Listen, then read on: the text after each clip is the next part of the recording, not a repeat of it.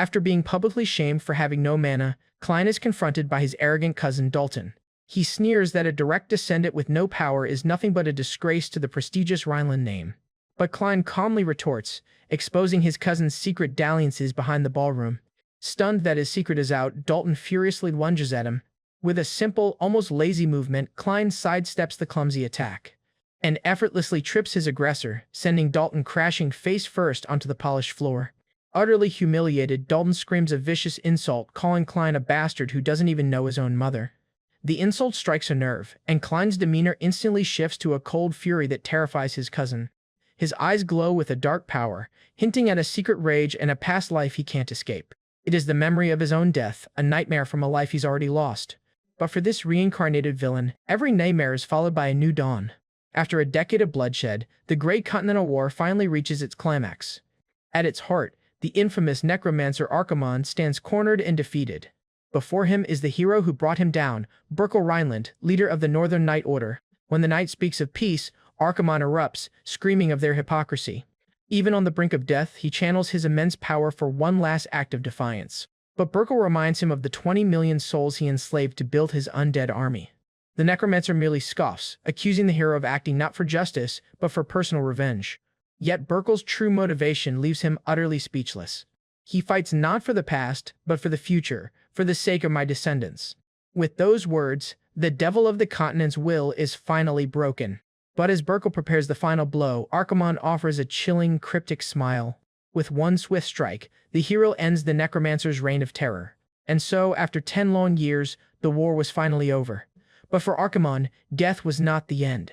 He awakens in an infant's body, reborn as young Master Klein. When his new caretakers try to coax out his first word, his ancient instincts take over. Instead of mama, he instinctively recites a dark summoning incantation.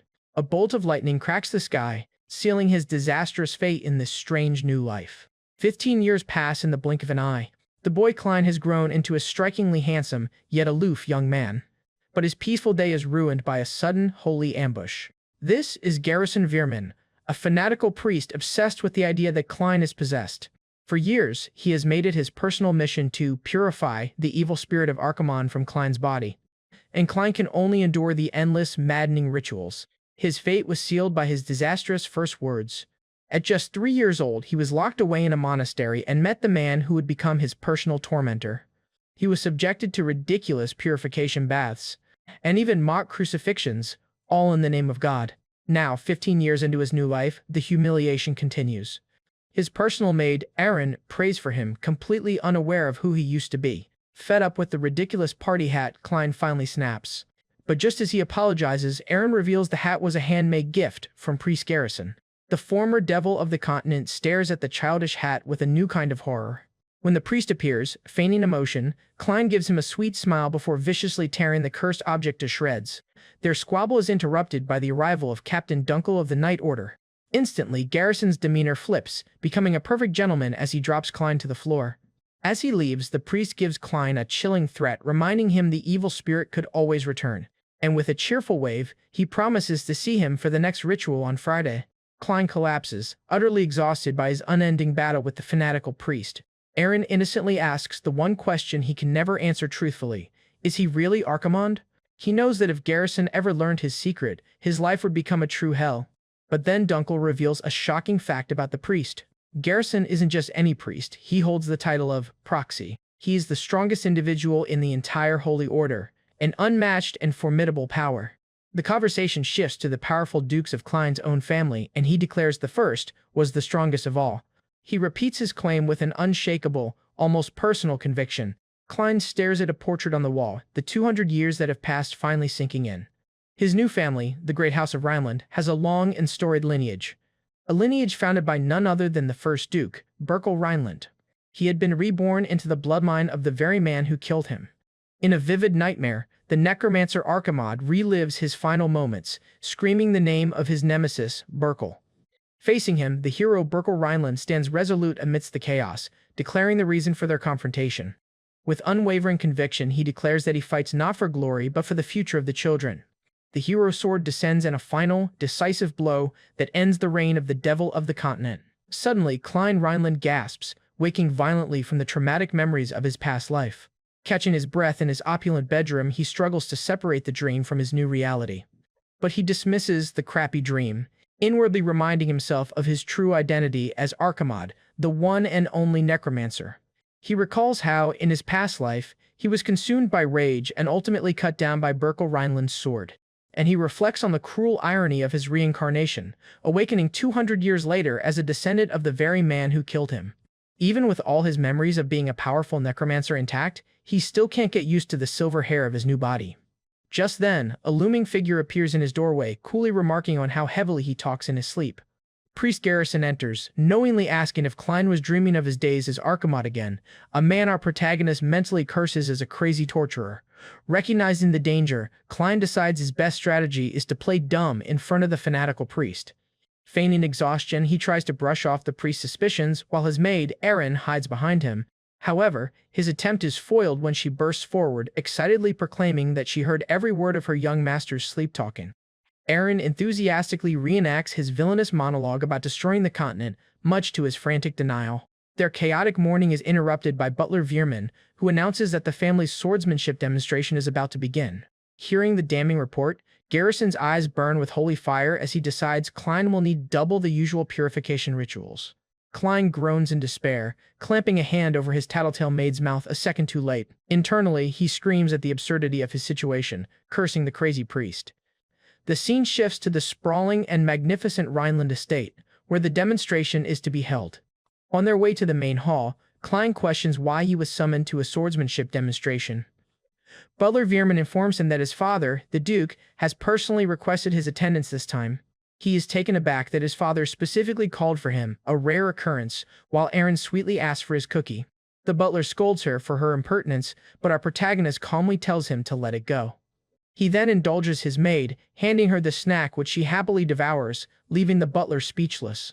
Pressing for more information, he asks why his father has suddenly summoned him to a demonstration for the first time ever. The butler explains that the unusual summons is because members of the Branch family have arrived. The mention of the Branch families gives him a moment of pause, as he anticipates trouble, that some annoying pests have arrived. His cousins jeer at him, mockingly calling him Lord Archimod.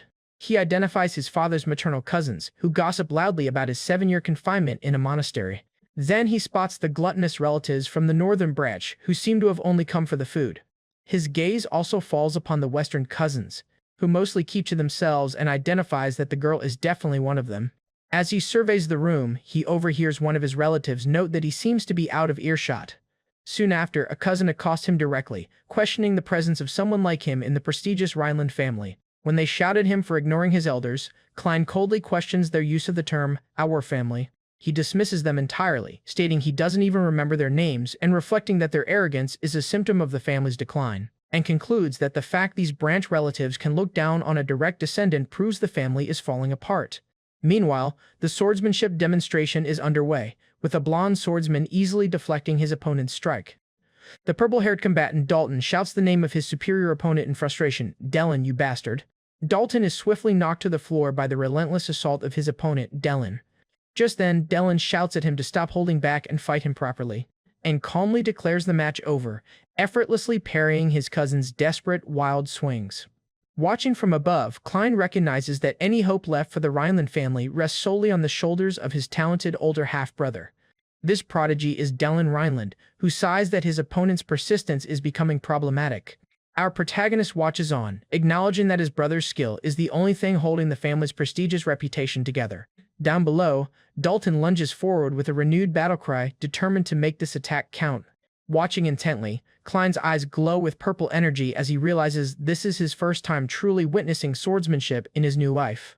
With practiced ease, Dellin dodges the attack, letting the wooden sword swing harmlessly past him. Then, channeling a surge of green mana, he bursts forward with incredible speed. As if seeing the world in slow motion, Klein's analytical eyes begin to deconstruct the entire technique. He perfectly perceives every nuance of his brother's movements, from the precise footwork to the timing of each step. Dalton turns, his face a mask of shock and anger as he realizes he has been completely outmaneuvered.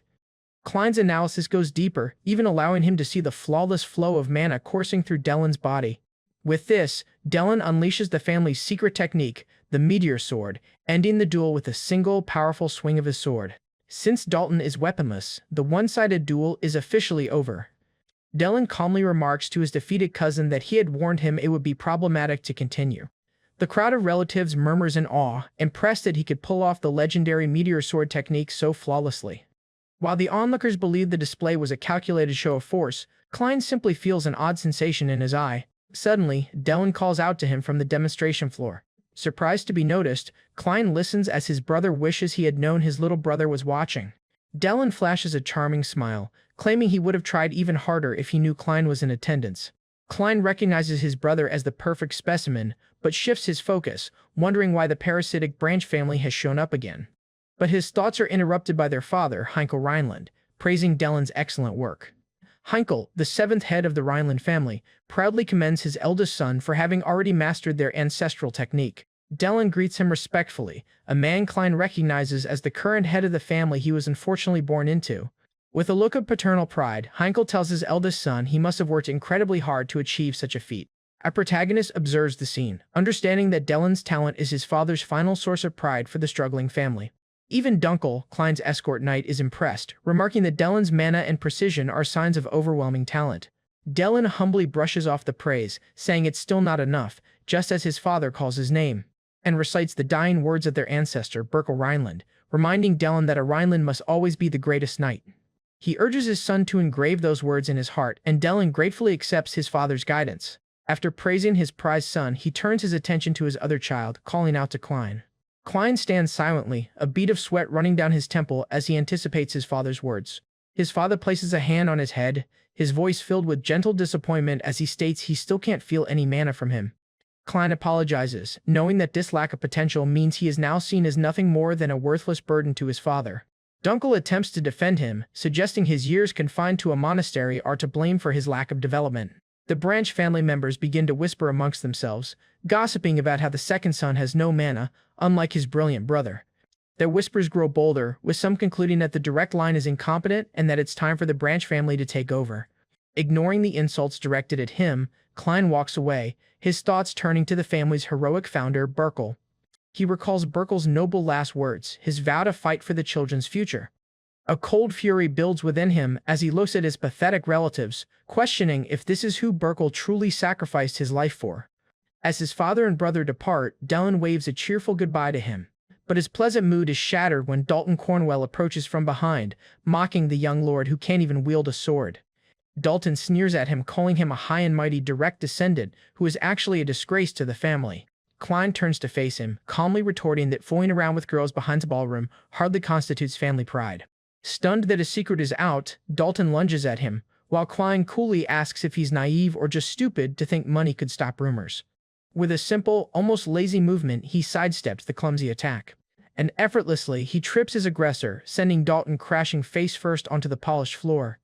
As the boy sputters in rage, Klein calmly points out that he's just taking out the frustration of being crushed by Dylan on him.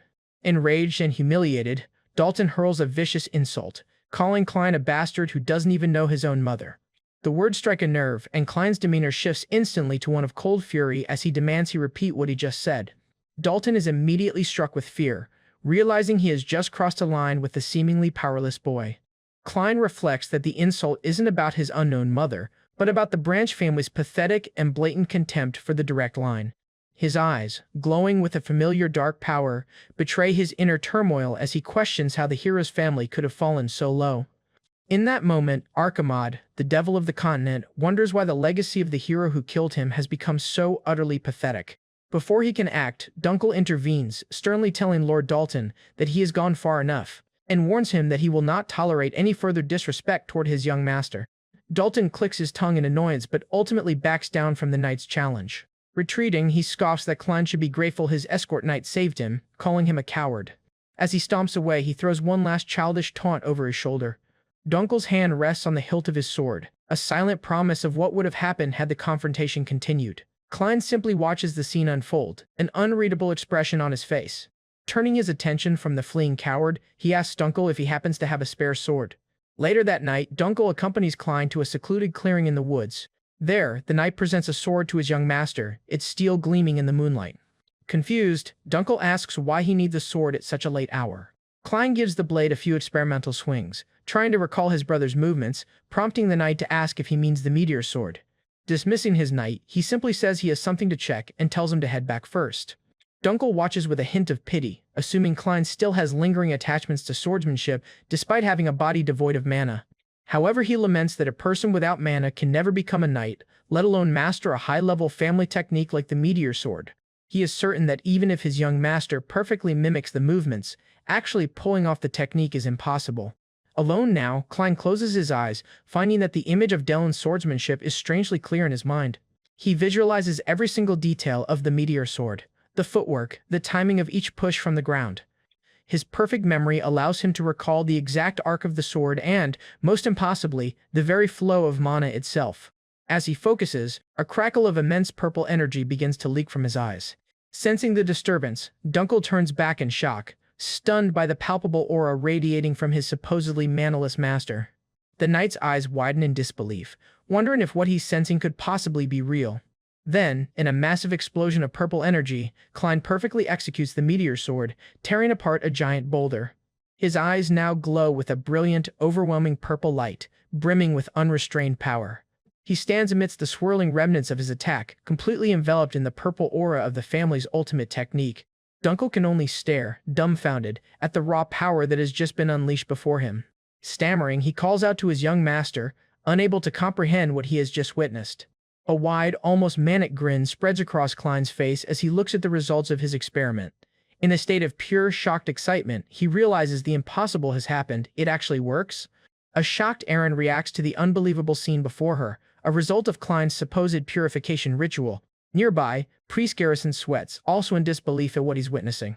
The cause of their shock is the sight of Klein's head being held underwater in a bucket of holy water.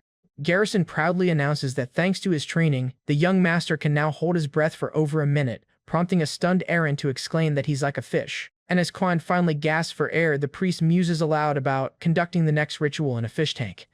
Klein angrily complains about the extended duration, but Garrison casually explains that he felt an ominous aura coming from his room. Furious at the flimsy excuse, he accepts a towel from Erin as his other attendants look on. Just then, the knight Dunkel approaches with a sealed letter, announcing an invitation from Lord Dalton. Dunkel explains that Dalton, the cousin from the training grounds, supposedly wishes to apologize for his previous behavior. Klein recalls his cousin's aggressive actions and is immediately suspicious of the so-called apology. Taking the letter, he silently reads its contents. He learns it's an invitation to a hunting competition, which he finds strange given their hostile last encounter, and correctly deduces that the apology is merely a pretext to lure him away from the estate. Yet despite the obvious trap, when Dunkel asks if he'll go, he confidently states there's no reason to refuse. With a knowing smirk, he cryptically mentions that he has an ace up his sleeve. The sword he recently used to perfectly replicate his family's technique sits waiting in the corner. He reflects on his newfound mysterious ability to perfectly replicate any swordsmanship technique after seeing it just once.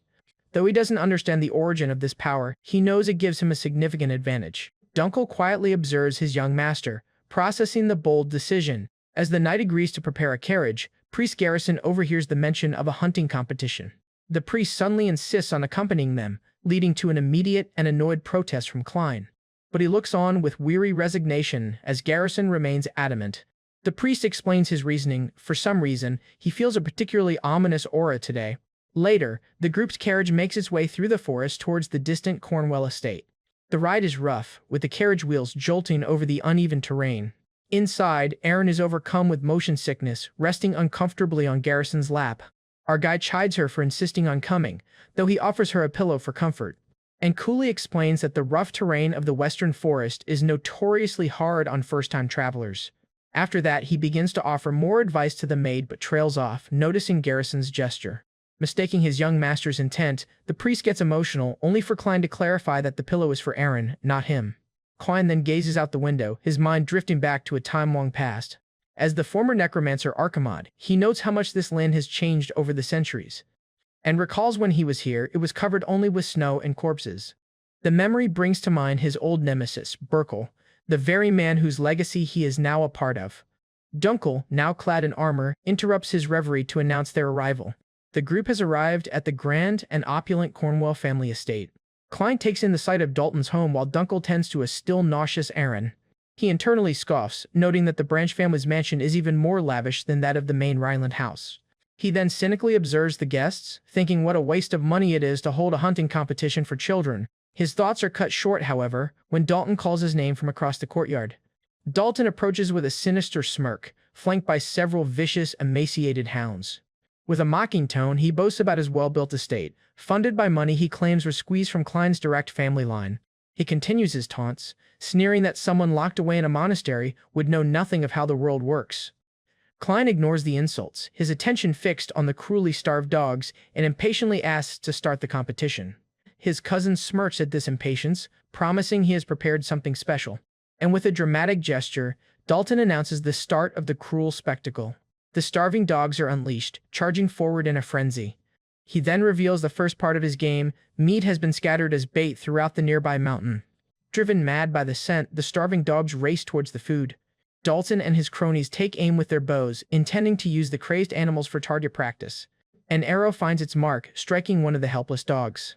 Dalton and his friends erupt in laughter, celebrating their successful hunt. Nearby, a concerned Aaron approaches one of the young participants who seems to be separated from the group. However, it's a ruse. Dalton corners her, condescendingly calling her the maid Klein drags around.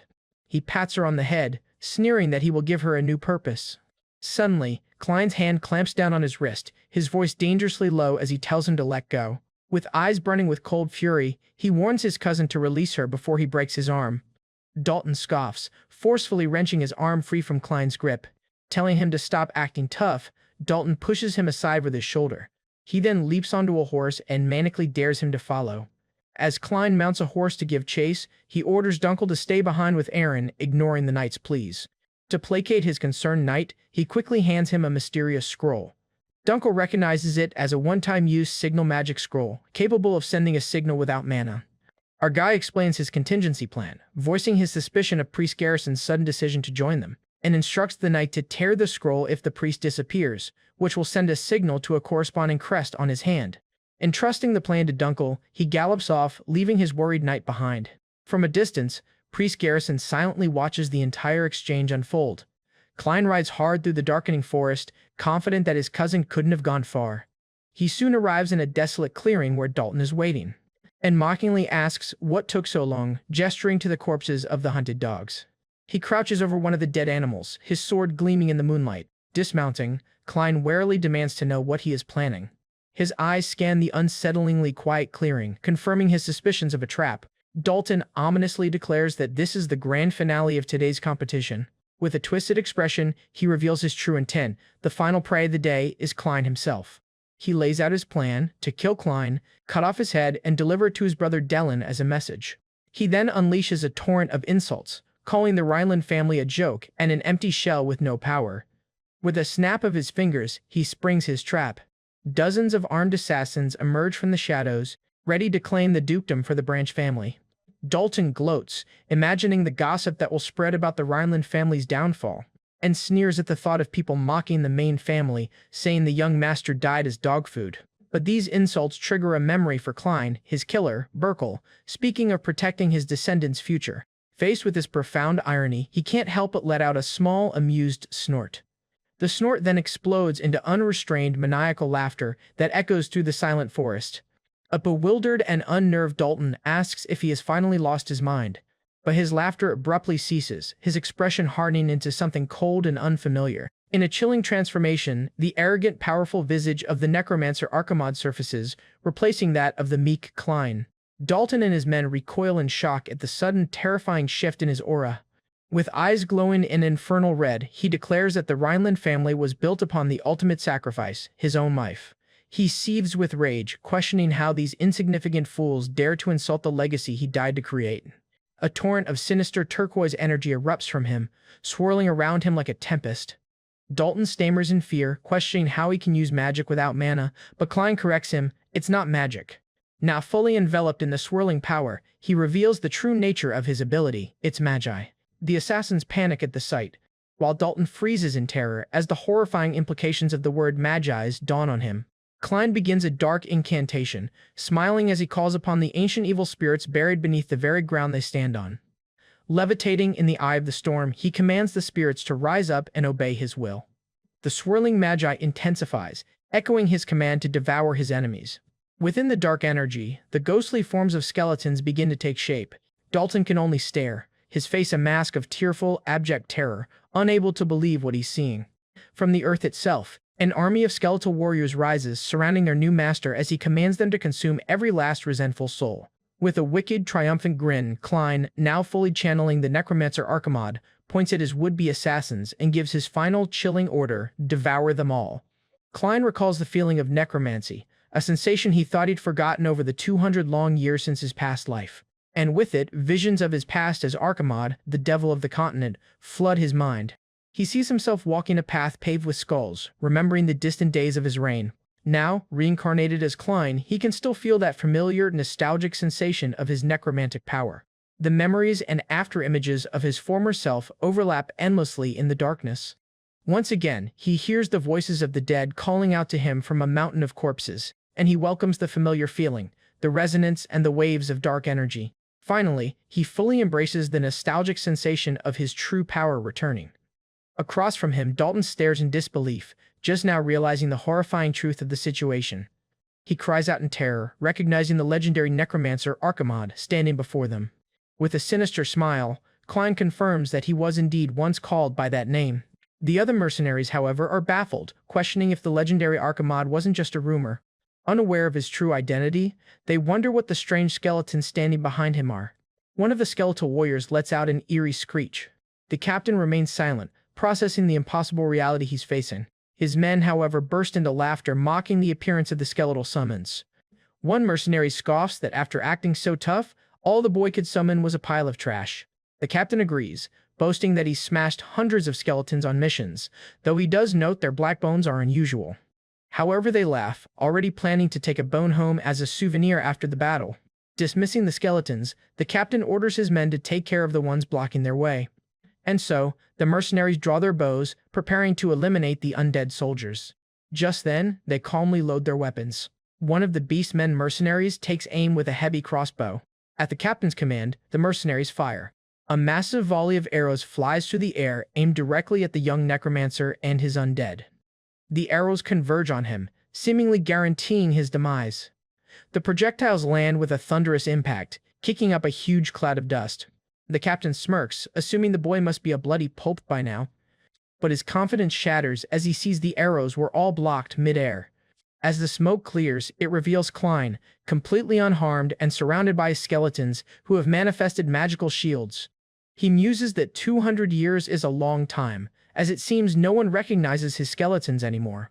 The mercenaries are stunned, exclaiming that the skeletons didn't have shields a second ago. While the frustrated captain yells in confusion, Klein calmly states that such a reaction is normal for those expecting ordinary skeletons. With a chilling smirk, Klein declares, "My skeletons are different." The captain's eyes widen in shock and dawning horror. Klein orders his skeletons to release their defensive formation, and he vows that those who mocked and insulted the North will be crushed by his hands, and commands all forces to prepare for attack. With a clenched fist, he prepares to unleash his army's full might. The simple, devastating command is given, "Charge." The undead army surges forward with a terrifying speed, unlike any skeletons the mercenaries have ever seen. The captain can only watch in utter shock at the impossible sight. His mind reels, questioning how mere skeletons are able to run. He then screams for his men to maintain formation, but it's too late as the undead legion crashes into their ranks. The mercenaries are immediately overwhelmed, their defenses crumbling in an instant. The battlefield erupts into a one-sided slaughter as the skeletons tear through their foes. Watching his men get decimated, the captain can only curse in frustration. While he fruitlessly tries to rally his troops, Klein calmly issues new orders for his second crossbow unit to surround the enemy. The mercenaries look up in panic as skeletal archers suddenly appear in the trees above. The undead crossbow unit takes aim, preparing to fire down on the surrounded men. Realizing they're caught in a pincer attack, the mercenaries yell for everyone to run for their lives. Klein gives the single cold command to fire. A volley of skeletal bolts rains down from the trees. The mercenaries are struck down from above, their attempt to flee turning into a panicked rout. Cries of pain and death echo through the forest as the volley finds its marks. On the ground, the melee continues as one skeleton effortlessly impales another mercenary. The captain, sweating profusely, realizes these are nothing like the skeletons he knows. Fearing they'll all be wiped out, he desperately orders his men to drop their crossbows and engage in close combat. But his terrified men ignore his commands, forcing him to engage the undead alone. At this, he grits his teeth and prepares to strike down one of the skeletal soldiers himself. Cursing the undead bastards, he swings his sword with all his might and successfully decapitates the skeleton, its skull clattering to the ground. He laughs maniacally, shouting that aiming for their heads is the key. His victory is cut short, however, as the now headless skeleton brutally attacks him. Stunned, the captain struggles to understand how it's still moving after he cut its head off. Just then, Klein's voice echoes through the clearing, reminding the captain of what he said earlier, and calmly repeats that his skeletons are different. To the captain's horror, the headless skeleton calmly walks over to its severed head. It picks up its own skull, its eyes still glowing with malevolent energy. As the skeleton reattaches its head, Klein explains that this regenerative ability was the biggest reason he could once sweep across the continent. The captain stares in utter disbelief, realizing the undead can simply reattach their own heads. Klein elaborates that these spiritual bodies, summoned with magi, don't die easily and follow orders with tactical precision. A surviving mercenary, trembling, can only wonder what in the hell these things are, and cry out in despair, asking why the skeletons just keep coming back. Klein remarks that with his current body, 11 is his maximum, but it's more than enough to handle them. With a chilling smile, he asks the terrified survivors, "Shall we continue?" The screams of the dying mercenaries echo from the forest. Meanwhile, back at the estate, the only sounds are those of a peaceful fountain and carefree laughter. Completely oblivious to the slaughter, Erin cheerfully recounts a story about a young Klein to a fascinated Garrison. She bursts into laughter, finding the memory of the young master hilarious. Garrison smiles warmly, observing how much she seems to like the young master. With her cheeks puffed out, she declares that of course, she likes him. As she begins to gush about how wonderful Klein is, the scene cuts back to a mercenary begging for his life. The terrified man pants for breath, realizing his end is near. Erin's voiceover says Klein is kind and sweet, juxtaposed with the brutal image of a skeleton impaling a screaming man. She then fondly recalls how he even shared his cookies with her. Blissfully unaware, she concludes that Klein is the warmest person in the world. Back in the blood-soaked forest, Klein watches the ongoing massacre with a cold, detached gaze. His relentless undead continue to cut down the mercenaries without mercy. The captain struggles to save his life as he swings his sword. He manages to decapitate a skeleton, cursing their relentless assault. But he looks up in shock when the undead warrior regenerates from a wound he just inflicted. Gritting his teeth, he realizes that to win, he needs to stop them from regenerating. Suddenly, he remembers the summoner, realizing his true target must be Klein himself. He decides that if he can just take out the summoner, the skeletons will disappear. Ignoring the undead around him, he makes a desperate final charge directly toward Klein. Dalton screams at Klein, telling him to stop playing dead and face him. As he brings his sword down, he roars for him to die. But Klein's eye flashes with a purple, star-like glint. As crackling energy gathers, he thinks to himself, "I can see it." He recalls his unique ability. With the power of his eye, he can analyze and replicate any technique. He then visualizes his half-brother, Delin, perfectly executing their family's secret sword art. Dalton's eyes widen in absolute shock as he recognizes the stance. Klein then perfectly unleashes the secret art of the Rhineland family, the meteor sword. With a blinding flash of purple light, his attack overpowers Dalton's. Dalton looks down in confusion and shock, a fatal wound now blooming on his chest. Klein's voice cuts through the silence, promising Dalton that he will not have a peaceful death. With his eyes glowing intensely, he towers over his fallen cousin and declares, "The judgment begins now." Standing over the defeated Dalton, Klein admits that his cousin, Dalton, was right about one thing. He reflects on his past life, acknowledging that as Archimod, he was defeated because he couldn't overcome the one weakness of a necromancer, the vulnerability of the caster. But now, as Klein Rhineland, he wields not only the magi of his former self, but also the swordsmanship of the Rhineland family, a power he will now use to protect them. And he realizes with supreme irony that the blood of his sworn enemy has made him stronger than ever before. The wounded captain can only look on in confusion as our protagonist declares that he can no longer turn away from his new family. Helpless on the ground, the man struggles to comprehend what he's talking about. With that, Klein delivers the final blow, vowing to rebuild the ruined Rhineland family for its founder, Burkle. Meanwhile, Dalton's consciousness awakens in a black void, unable to see or understand where he is. He feels a strange sensation, quickly realizing his hands are bound. And to his horror, he discovers his ankles are also shackled to a menacing chair. Suddenly, a familiar silhouette appears in the darkness, calmly telling him that he's awake. The figure reveals himself to be Archimod, explaining that this place is a custom-made afterlife of his own creation. Dalton can only stare in disbelief, processing the reality that he's in Archimod's afterlife. The Necromancer begins to list Dalton's sins, reminding him of the dogs he starved and tortured. And he recounts how his cousin took sadistic joy in abusing the animals under the guise of hunting. Dalton erupts in anger, screaming that it's all bullshit and demanding to be released immediately. But then, a terrifying realization begins to dawn. He remembers being cut down by Klein's sword, a fatal blow that should have ended his life. Archimod confirms his fears, explaining that he is already dead, and this afterlife is merely a place to return the karma he accrued. Dalton desperately denies the truth, unable to accept his fate. He then screams for him to stop the nonsense and let him go, still clinging to a sliver of hope. But Archimod, his power flaring, coldly states that his captive's belief doesn't matter. Announcing that the time has come to pay for his sins, he summons the vengeful spirits of every dog Dalton ever harmed.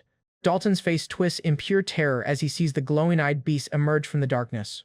Archimod commands him to listen closely to the snarls and growls of his victims. The spectral hounds then leap forward, a terrifying pack ready to enact its revenge. Paralyzed with fear, Dalton can only watch as his karma closes in. Archimod's final words echo in the void, "Remember, this place is the hell you created." And so, Dalton's afterlife of eternal torment begins with a blood-curdling scream. Back in the real world, the now soulless body of him lies still on the ground. Having concluded his judgment, Klein surveys the battlefield, his expression grim. His skeletal soldiers approach him, their task complete. As a reward for their help, he prepares to repay his undead servants. He breaks the curse of necromancy binding them, finally granting them their freedom. The skeletons dissolve into motes of light, at last finding peace. With his army gone, Klein is left alone in the silent, misty forest. He then begins to ponder the meaning of true death and the unknown purpose behind his own reincarnation. His thoughts are interrupted by a new voice from a hooded figure who expresses surprise that young Master Klein is wielding necromancy. Wary, Klein demands to know who the stranger is and if he witnessed the entire fight. The hooded necromancer cryptically replies, "You don't need to know," as green energy swirls around his hand.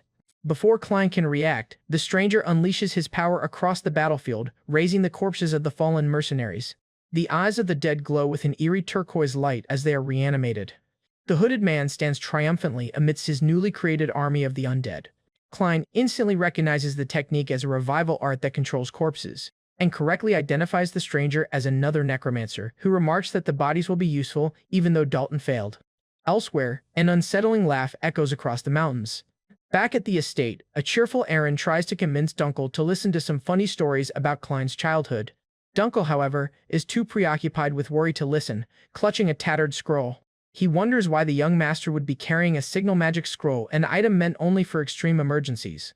With 3 hours having passed and still no news, Dunkel's bad feeling intensifies. Deciding he can't wait any longer, he rushes off to find Klein, only to be intercepted by knights.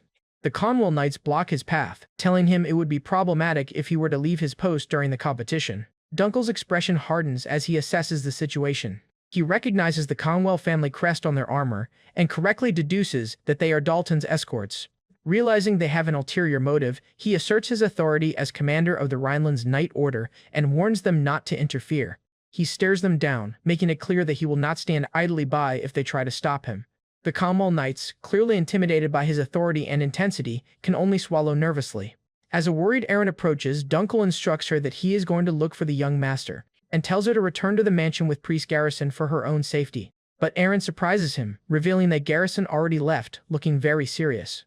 She explains that the priest declared his ominous feeling was right, which triggers Dunkel's memory of Klein's suspicious warning about Garrison. A wave of panic hits him as he realizes the gravity of the situation and leaps onto his horse. Remembering Klein's instruction to activate the scroll if the priest disappeared, he rips the signal scroll with his teeth. Now certain that something terrible has happened, he gallops frantically towards the forest. Meanwhile, Klein finds himself facing off against the enemy Necromancer and his newly raised army. He knows he's at a severe disadvantage. His magi was completely depleted in the previous battle, leaving him unable to use necromancy. As his stomach rumbles from mana exhaustion, he knows he's in a tight spot. Just then, the hooded Necromancer gives a simple command to his forces: move. The horde of undead charges forward with a single goal: to eliminate young Master Klein. Unfazed, Klein scoffs at the idea that they are equals just because they both use revival arts. And he sees the glowing sigil on his hand, the signal scroll. The approaching zombies are completely unaware of the imminent danger. With a smirk, Klein unleashes his trump card, telling the Necromancer he's finished. The hooded figure can only stare in utter confusion as the sky begins to change. A brilliant column of golden light descends from the heavens, aimed directly at the battlefield. Priest Garrison smashes into the ground with the force of a meteor, unleashing a massive shockwave of holy power. Glowing with divine energy, he begins his incantation, and commands the light to grant rest to the dead. A wave of holy light completely annihilates the charging undead army, purifying them on the spot. The priest's silhouette stands in the blinding light as he tells Klein to be at ease. The shocked Necromancer demands to know who this powerful newcomer is. Garrison's expression is grim and determined. He introduces himself not by name, but by his title, a proxy of the Holy Order. The fanatical priest, Garrison Veerman, declares he is moving out, ready for battle. The Pope's three most elite enforcers, known as the Proxies, are the strongest military force of the Holy Order. Only they can wield the sacred artifacts left by St. Gall, for they are the strongest military force of the Holy Order. Each is said to possess power rivaling an entire fortress, a fact demonstrated as a wave of holy light obliterates the undead army. The hooded Necromancer cries out in pain as the overwhelming holy power washes over him. The divine energy tears violently through the ranks of the undead, purifying them. Shaken to his core, the Necromancer demands to know the identity of his powerful foe. Klein recognizes the newcomer as Garrison, the proxy renowned for his pure martial prowess. Just then, the priest reassures the onlooking Klein, telling him not to worry. He announces his arrival and smugly confirms the Necromancer's fears. When the undead charge at him, he remains unfazed. The reanimated corpses can only let out guttural screams before being completely obliterated. Garrison's holy infused fists shatter the undead, turning them to dust on impact. As he continues his rampage, he declares to the sinners that their judgment has arrived. With a terrifying zeal in his eyes, he instructs his enemies to beg and plead. He then promises to grant them a baptism of fire for their transgressions. As the remaining undead charge, he proclaims that he will wash away their sins. He stomps the ground with explosive force, declaring his actions as both mercy and righteous judgment as he continues to systematically explode the skeletons' heads. Garrison concludes his one-man holy war, calling the brutal purification judgment. The hooded Necromancer watches in disbelief, questioning why a proxy of the Holy Order is present and where this insane power is coming from. And he's left stunned as Garrison stands alone in a field of vanquished undead. Cursing that this wasn't part of the deal, the Necromancer decides to make a run for it. As he runs away, he screams, "That's completely absurd." However, Garrison instantly appears behind him, calmly asking, "Where do you think you're going?" Caught in an invisible grip, the Necromancer screams in agony as his face contorts in pain. Garrison coldly tells him to be thankful, noting that he hasn't even finished his prayer yet. As the Necromancer's eye begins to melt, the priest declares that judgment has been passed upon him. Invoking the name of the light, he crushes the man's head with the force of his grip. All that remains is a single eyeball, which rolls across the ground before being stopped by a boot. Garrison suddenly addresses the exhausted Klein, startling him. Our protagonist recalls the sheer power he just witnessed, where the priest's mere presence and forward steps generated enough wind pressure to tear apart over 20 bodies. After that, the priest explains that he felt the energy of necromancy and rushed over immediately. Yet, Klein remains silent and on guard, knowing he is in a precarious situation. Garrison smirks, noting that something about the situation feels strange. Placing a heavy, blood-stained hand on Klein's shoulder, he probes further. He voices his suspicion, stating the powerful necromantic energy he sensed doesn't seem to belong to the man he just executed. Klein internally curses the priest, realizing he's under intense suspicion. The tension rises as our protagonist understands that one wrong move will result in his immediate death. Just in the nick of time, a knight arrives on horseback, calling out for young Master Klein. It's Dunkel, who gallops up frantically asking if he's alright. Klein is surprised to see him, as his arrival provides a crucial interruption. Overcome by exhaustion, Klein winces, admitting to himself that using necromancy took too great a toll on his body. Dunkel cries out in alarm at his weakened state. He dismounts and rushes toward the young master, who has collapsed on the ground. As Dunkel helps support him, Klein tries to play it cool, saying his legs just gave out. The knight then asks the critical question, "Where is Lord Dalton?" With a calm expression, Klein delivers the blunt and shocking truth, "I killed him," and explains it was self-defense because Dalton tried to kill him first, which brings the scene to a formal family meeting. At the meeting, an enraged man slams his hand on the table, demanding an explanation. This is Count Delkin Conwell, Dalton's father, who is outraged at the accusation that his son was an assassin. He passionately defends his son's honor, accusing Klein of framing a dead man. Klein's father, Heinkel, interjects, suggesting they focus on facts rather than emotion. He holds up Klein's testimony, stating that his son's story remained consistent despite hours of intense interrogation. He then presents damning evidence, a record of 20 mercenaries dispatched from the Commonwealth domain, suggesting Dalton was indeed plotting something. Delkin begins to sweat, silently cursing his son's men for their sloppiness. Changing tactics, he argues that it's impossible for a swordless Klein to have defeated Dalton, a skilled knight. Other family members murmur in agreement, recalling Heinkel himself said the boy had no magic power. Realizing he can't defend his son's actions, the Count knows he'll be ruined if the assassination attempt is proven.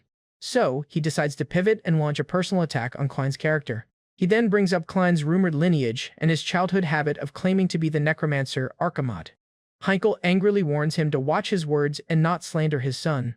But the Count loudly accuses Klein of hiring a third party to murder Dalton and then framing his son for the crime. A calm voice says, "Enough," and Cromwell turns in surprise, wondering who dared to interrupt him.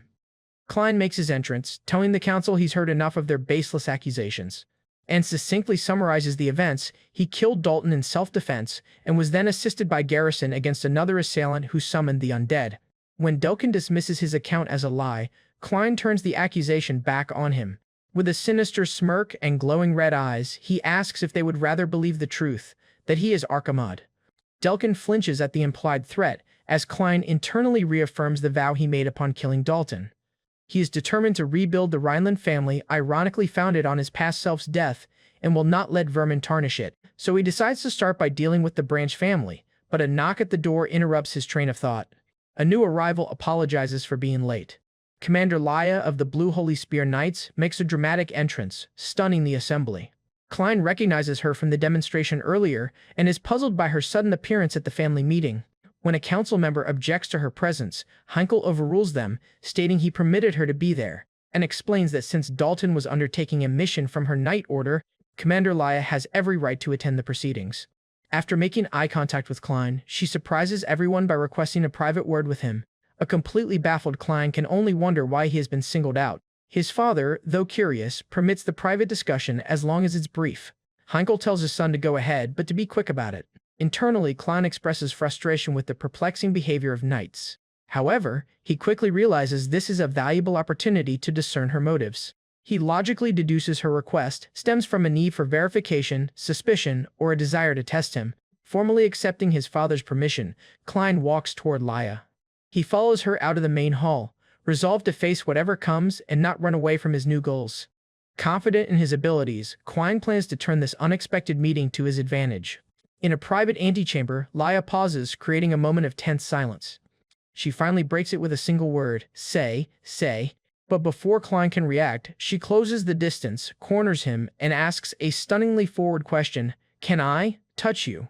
Completely caught off guard by her bizarre request, a flustered Klein can only stammer, "Do what now?"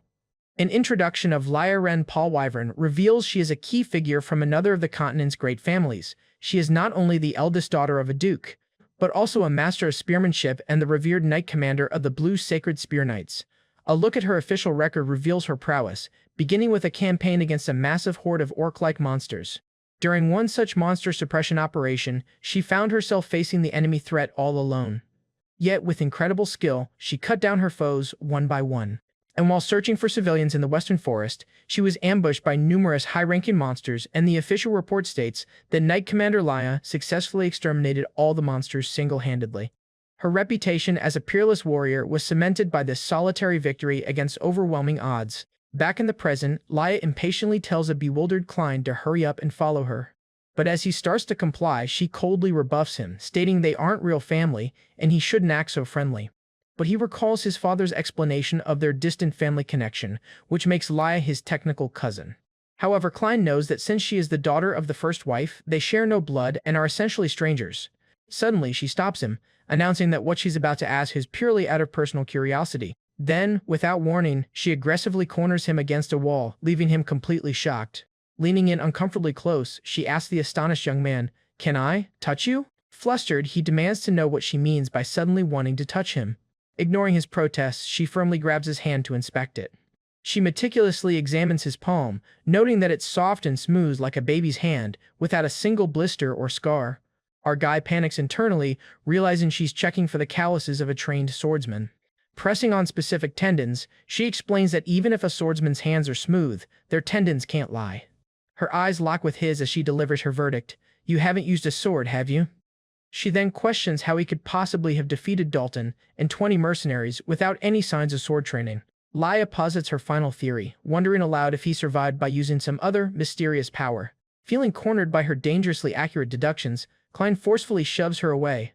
He recognizes that she's far too sharp, thinking that she might as well be asking if he's Archimod, and realizes her intense gaze is a test, designed to gauge his reaction rather than simply get an answer. So he reasons that silence or hesitation will be seen as a confirmation of her suspicions. Deciding that a strong offense is the best defense, he smirks and asks, "Yeah, what if I am?" He doubles down on the bluff, boldly asking her, "What if I'm Archimod?" To his surprise, Laya bursts out laughing, finding the idea utterly ridiculous and scoffing. "A brat like you is Archimod." The legendary Necromancer is utterly flabbergasted, repeating the word brat in stunned disbelief. For the first time in 2 lives, Archimod is left speechless and existentially wounded by a simple insult. He stammers, hoping she meant something else, but she coolly offers to repeat herself. She then proceeds to deliver a devastating critique, calling him too small, badly proportioned, and lacking any presence. In short, a brat. The repeated insult of a little brat deals a mortal blow to his ego. Suffering from severe internal damage, Klein can only listen as she concludes he is neither Archimod nor a swordsman. She then adds a baffling parting shot, saying that if he had proven to be either, she would have given him her lips. He is left utterly confused by her strange proposal. Still reeling from being called a brat, he struggles to comprehend her motives, wondering if it's bribery or some kind of political tactic. As she turns to leave, she tells him they'll be late for the meeting. Pausing on the balcony, she turns back to him with one last thought. She enigmatically tells him, Archimod would never, before trailing off, leaving Klein to ponder her words. A butler announces the entrance of young Master Klein and Lady Laya into the main hall. Inside, Klein acknowledges his disadvantage, knowing that as the family's nuisance, no one will believe his claim of self-defense. He sees Count Delkin glaring at him, ready to capitalize on his poor reputation. His father, Heinkel, cuts to the chase, asking what he and Laya were discussing outside. In response, he dramatically unsheathes a sword, startling Laya. With a powerful slam, he plants the sword into the ground before the entire assembly. The bold and unexpected move shocks everyone in the room, including his own father. Pointing the blade directly at Delkin, Klein declares he will prove his innocence himself, and he proposes they settle the matter the old northern way, like men. To the shock of the entire room, he formally challenges Count Conwell to a trial by combat. A stunned Count Conwell can only shout in disbelief at the audacious challenge. Trial by combat is an ancient judicial method where a duel's outcome determines the final verdict when evidence is unclear. In essence, it's a system where the winner is declared right and gets whatever they want. Delkin questions the sudden proposal, but Klein cuts him off, stating he has plenty of reasons. He lists his grievances, reminding the Count that he tried to frame him for a crime and insulted both him and his late mother. Internally, however, he admits that only half of that is true. While he has no feelings for his new mother, the rumors about him being Archimod are, in fact, correct. Ignoring the Count's sputtering, he impatiently tells him to hurry up and decide. The assembled nobles begin to murmur with excitement at the prospect of witnessing the ancient tradition. Duke Heinkel Rhineland intervenes, upholding the tradition and guaranteeing that the outcome of the duel will be absolute. As his father declares all previous evidence void, Count Conwell realizes this could be an opportunity for him. A sinister smile spreads across Delkin's face as he hatches a plan to send a champion in his place to kill Klein. But Klein sees right through the scheme and smirks, confident he can handle anyone Delkin sends and internally warning the Count to go to hell. With the terms set, Delkin accepts the challenge, scheduling the duel for 4 days from now, all while Klein thinks that this is just the beginning of his true plan, and he vows to use this duel against the Conwells as a stepping stone to assert his power over the branch families. This is the first step in his grand ambition to completely overhaul the entire Rhineland family structure. Later, in a private chamber, his brother Dellen furiously objects to the decision. He confronts Klein, asking if he's out of his mind for proposing a trial by combat where he could be killed. Klein coolly dismisses his brother's concerns, stating that he's well aware of the risks. Dellen is horrified to learn that their father has already sanctioned the deadly duel. In a desperate attempt to protect him, Dellen offers to fight as Klein's champion, but his younger brother bluntly rejects the offer, Argai argues that the family's power lies with their father and his brother, the successor. He tells him to wake up, questioning the logic of putting the precious family heir in harm's way, and explains that if Dellen fought, it would simply give their enemies a legitimate chance to kill the heir of Rhineland, a point his brother cannot refute. While acknowledging Dellen's frustration, he insists that this trial is absolutely necessary for him to change his reputation. Standing firm, he tells his brother that he has no reason to yield, triggering a flashback for Dellen. He tearfully recounts the day Klein was born, remembering how happy he was to finally have a little brother, and recalls the very moment he first saw the newborn infant. To the young Dellen, his baby brother looked just like an angel. Returning to the present, Dellen pours out his heart, saying he waited 7 agonizing years for him to return from the Holy Order, only for him to immediately risk his life. Overwhelmed with emotion, he grabs Klein by the shoulders. With tears in his eyes, he begs him to listen, leaving the reincarnated Necromancer confused by this genuine display of brotherly love. Just as Dellen is about to make his plea, Captain Dunkel enters the room with an urgent message. He apologizes for the interruption and announces that Count Conwell has already chosen his champion for the duel. He then reveals the champion's name is Randall, an infamous excommunicated knight from the Empire known for his prowess in battle. The scene shifts to a dark and bloody tavern as he begins to explain the reason for the knight's notoriety. Mounted on the wall is a roaring lion crest, a symbol of the knight's ferocity. Dunkel reveals Randall was excommunicated for his uncontrollable bloodlust, a fact made horrifyingly clear by the carnage-filled room. The massive knight, Randall, is shown chugging a drink amidst the bodies of his victims. Contemplating his new opponent, the brute sinisterly remarks that it's been a while since he's heard the screams of a little boy. Before his trial by combat, Klein receives the specially crafted sword he requested. Dunkel confirms he crafted it exactly as requested, but warns him to be careful, because it is designed to shatter the moment it clashes with a mana-infused blade. Despite its fragility, Argai is satisfied, believing the weapon is perfect for his plan. With his weapon in hand, he declares it's time to head out to the arena. Argai strides confidently into the dueling grounds, ready to face his champion. The audience murmurs in surprise and excitement as Lord Klein actually appears for the trial. From the stands, Count Delkin laughs, shocked that the boy dared to show up in person.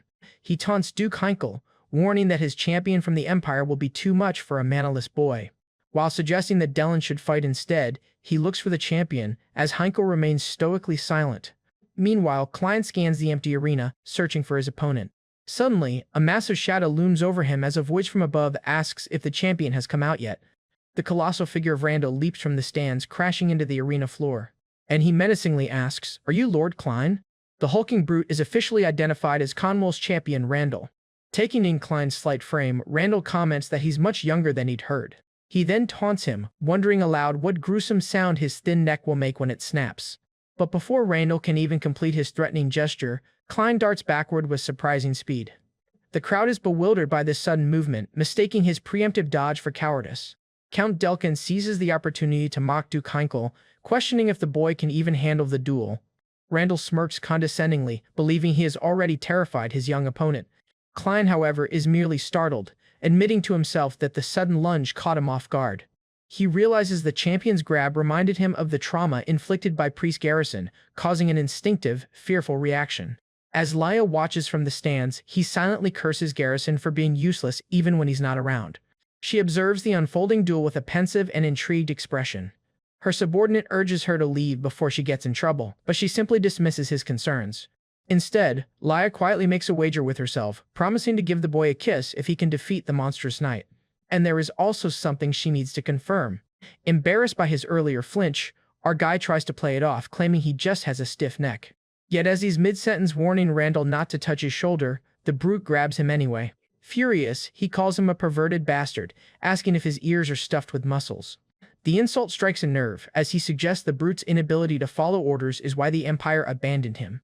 Randall's expression turns sinister as he welcomes the boy's foul mouth. He roars that his opponent will have more to scream about later, unleashing a powerful punch. But in a split second, Klein unbuttons his coat, preparing for serious combat. The champion's fist smashes into the ground, narrowly missing his target and shattering the stone. The impact creates a massive crater in the arena floor, sending a shockwave outward. Confused, Randall looks up from the point of impact, unable to find him. He opens his hand, only to find the tattered remains of Klein's jacket. Spectators shout in alarm at the destructive power, wondering where Klein disappeared to. Even Randall is left standing amidst the dust, searching for his vanished opponent. Having used his jacket as a decoy, Klein lands gracefully a safe distance away. Now unencumbered, he stands ready to fight in his vest and shirt. He acknowledges the champion's nasty temper, realizing a direct clash will be incredibly difficult. Assessing the situation, he admits he can't take it easy, as a single hit from that massive body would be fatal. The crowd whispers nervously, conceding that while his dodges are impressive, a single graze could shatter his bones. From the stands, Dylan watches with grim certainty, believing his younger brother is walking to his death.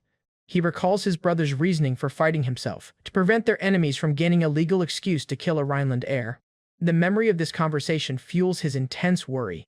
Back in the arena, Randall closes the distance with another powerful swing of his massive sword, but our guy easily dodges the attack. With his eyes glowing, Klein calmly uses his own fragile sword to counterattack. As the sword is about to hit, the champion reacts instantly, grabs it, and hurls our guy with brutal force. Klein lands and slides back, digging his sword into the ground to halt his momentum from the powerful exchange. From the stands, Dylan shouts his brother's name in alarm as Randall relentlessly presses his attack. But Klein continues to evade the monstrous knight's furious blows. Frustrated, the brute taunts his opponent, yelling that he can't win just by dodging. He then tries to bait him, daring him to use the necromancy he's rumored to possess. He then screams, "Aren't you the great Archimald?" hoping to force his hand. The taunt has an unexpected effect, as Randall sees a terrifying shift in the boy's demeanor and recoils in shock. For a brief, terrifying moment, Klein lets Archimald's murderous intent surface, contemplating slaughtering everyone present. The sheer killing intent is so palpable that the battle-hardened champion flinches in pure instinctual fear. He instinctively leaps backward, creating distance from the source of the overwhelming aura. Delkin and the crowd are utterly baffled, questioning why the brutish champion would suddenly dodge. Randall, now sweating profusely, tries to process what he just felt, knowing there was nothing physically there to dodge. Suddenly, he recognizes the sensation. It's the same ominous aura that belonged to the Necromancer Archimald. In his mind's eye, he saw the ghost of the legendary Necromancer overlaid on the boy's small frame. A bewildered Delkin asks his brother what's going on with the champion. But Duke Heinkel simply watches, his gaze fixed on his younger son with an unreadable expression. Klein pulls back his terrifying aura, calmly assuring his opponent that he won't use necromancy. Holding his sword with newfound purpose, he proudly declares, "Because I am a Rhineland." He asserts that a trial by combat is a place to prove oneself with a sword and a sword alone. This bold declaration stuns both his father and his brother into silence. Inspired by his words, the crowd erupts into a massive cheer for Lord Klein. Even Count Delkin gets swept up in the moment when the crowd cheers for a proper duel. And people scream that the boy's confidence wasn't just a bluff. Dismissing the strange aura as a coincidence, Randall begins to gather his mana, confident in his superior physical strength. After all, he reminds himself, the boy has no mana, while he is overflowing with it, so he begins to channel his power, recalling that the strength of imperial swordsmanship lies in an unrestrained use of mana.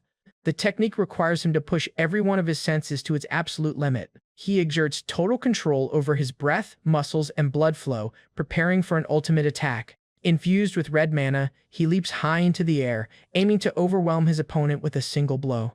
The Imperial style is designed to hunt down an opponent with one overwhelming burst of explosive power. Screaming "Die, Rhineland," he brings his sword down in a devastating arc. Yet Klein sidesteps the massive attack, which carves a glowing red trench in the arena floor.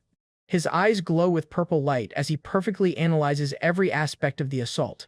With his enhanced perception, he reads his opponent's technique and mana capacity. He foresees every possible arc of the blade, leaving the brutish knight with no way to land a hit. Furious at being dodged so easily, Randall yells that the boy is like a damn fly. He roars, "DI," and unleashes another desperate mana-fueled strike. And once again, Klein effortlessly evades the attack, moving like a blur. The attack slams into the ground, kicking up a massive cloud of dust and debris. Randall stands within the dust cloud, having completely lost sight of his opponent. He wonders in disbelief if the boy actually managed to read every single trajectory of his sword in an instant. Exploiting the opening, Klein leaps from the dust cloud, appearing above and behind his massive foe. As he descends, he coolly points out that a body that large leaves its back completely exposed. Then, in a flash of purple energy, he executes the Rhineland family's secret technique, Meteor Sword, impaling Randall from behind. Dylan and his father watch in absolute shock, instantly recognizing their family's signature sword art. Randall lets out a scream of pure agony and disbelief, unable to comprehend what is happening. Impaled and defeated, his last thought is how a boy with no mana could possibly perform such a technique. Watching from the stands, Lia's subordinate turns to his commander in utter disbelief, asking if she saw what he just saw. Lia can only stare, her face flushed and her eyes wide with shock and newfound admiration. A flashback shows Duke Heinkel confessing to Dunkel that he wanted to intervene in the duel himself, and confides that acting on his personal feelings would only further damage the Rhineland family's prestige. Confused, Dunkel questions why the Duke permitted the duel, believing Klein has no chance of winning against a knight from the Empire. At this, the Duke expresses deep regret, explaining that he felt he had no right to stop Klein from defending his late mother's honor after failing to protect him in the past. Overcome with guilt, he questions what right he has to stop his son now.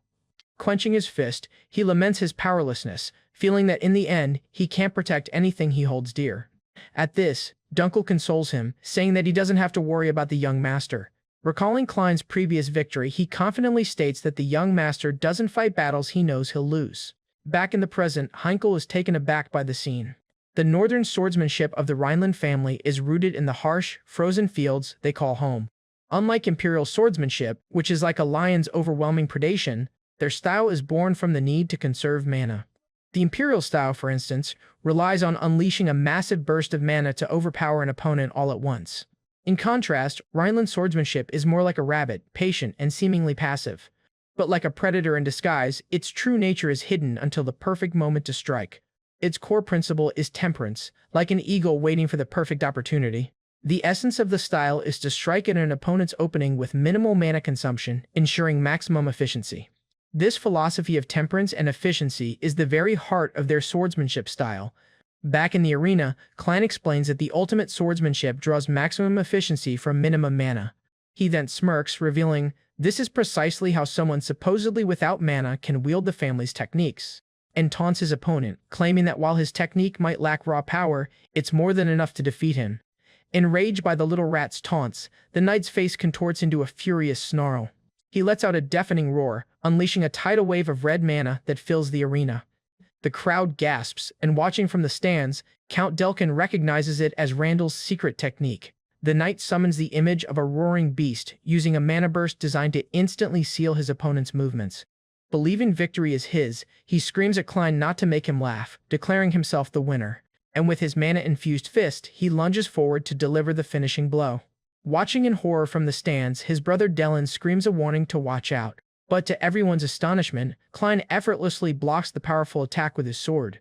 A spark erupts in the arena as both swords clash. A flashback reveals that Klein had a special sword crafted, one designed with a specific weakness. Dunkel had warned him that the blade was made to shatter the moment it clashed with a mana-infused sword. Back in the present, Randall laughs, thinking he's won as his mana-infused sword is about to shatter Klein's blade. As the swords connect, the blade shatters exactly as planned, creating the very opening our guy needed. With a chilling smile and glowing purple eyes, Klein reveals his trap is complete, declaring the broken blade is now the perfect weapon to hunt him. The roles have reversed. The lion is now stared down by a single feather, a symbol of the eagle's precision.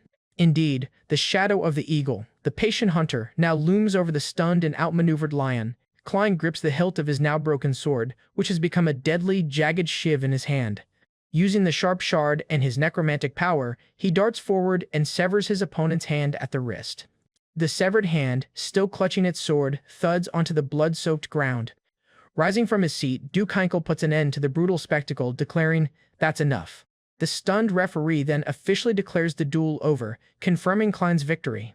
Meanwhile, Dunkel reflects in amazement that the young master flawlessly executed the footwork and sword path of a seasoned knight, despite his supposed lack of mana, and marvels at the brilliant strategy, deliberately baiting his opponent into breaking the sword, just to create an opening for a point-blank attack. He can only conclude that he has just witnessed the young master's perfect victory.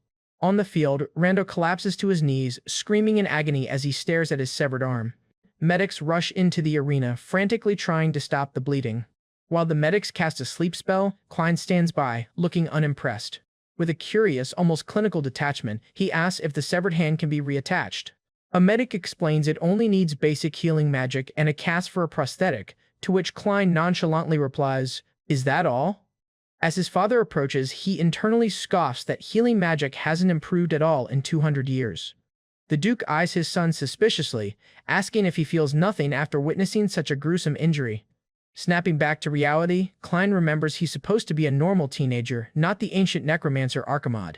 So he quickly feigns shock, wondering if he should pretend to be scared to appease him. Nearby, Count Delkin loses his mind, screaming in disbelief that his champion lost and complaining about how much money he spent.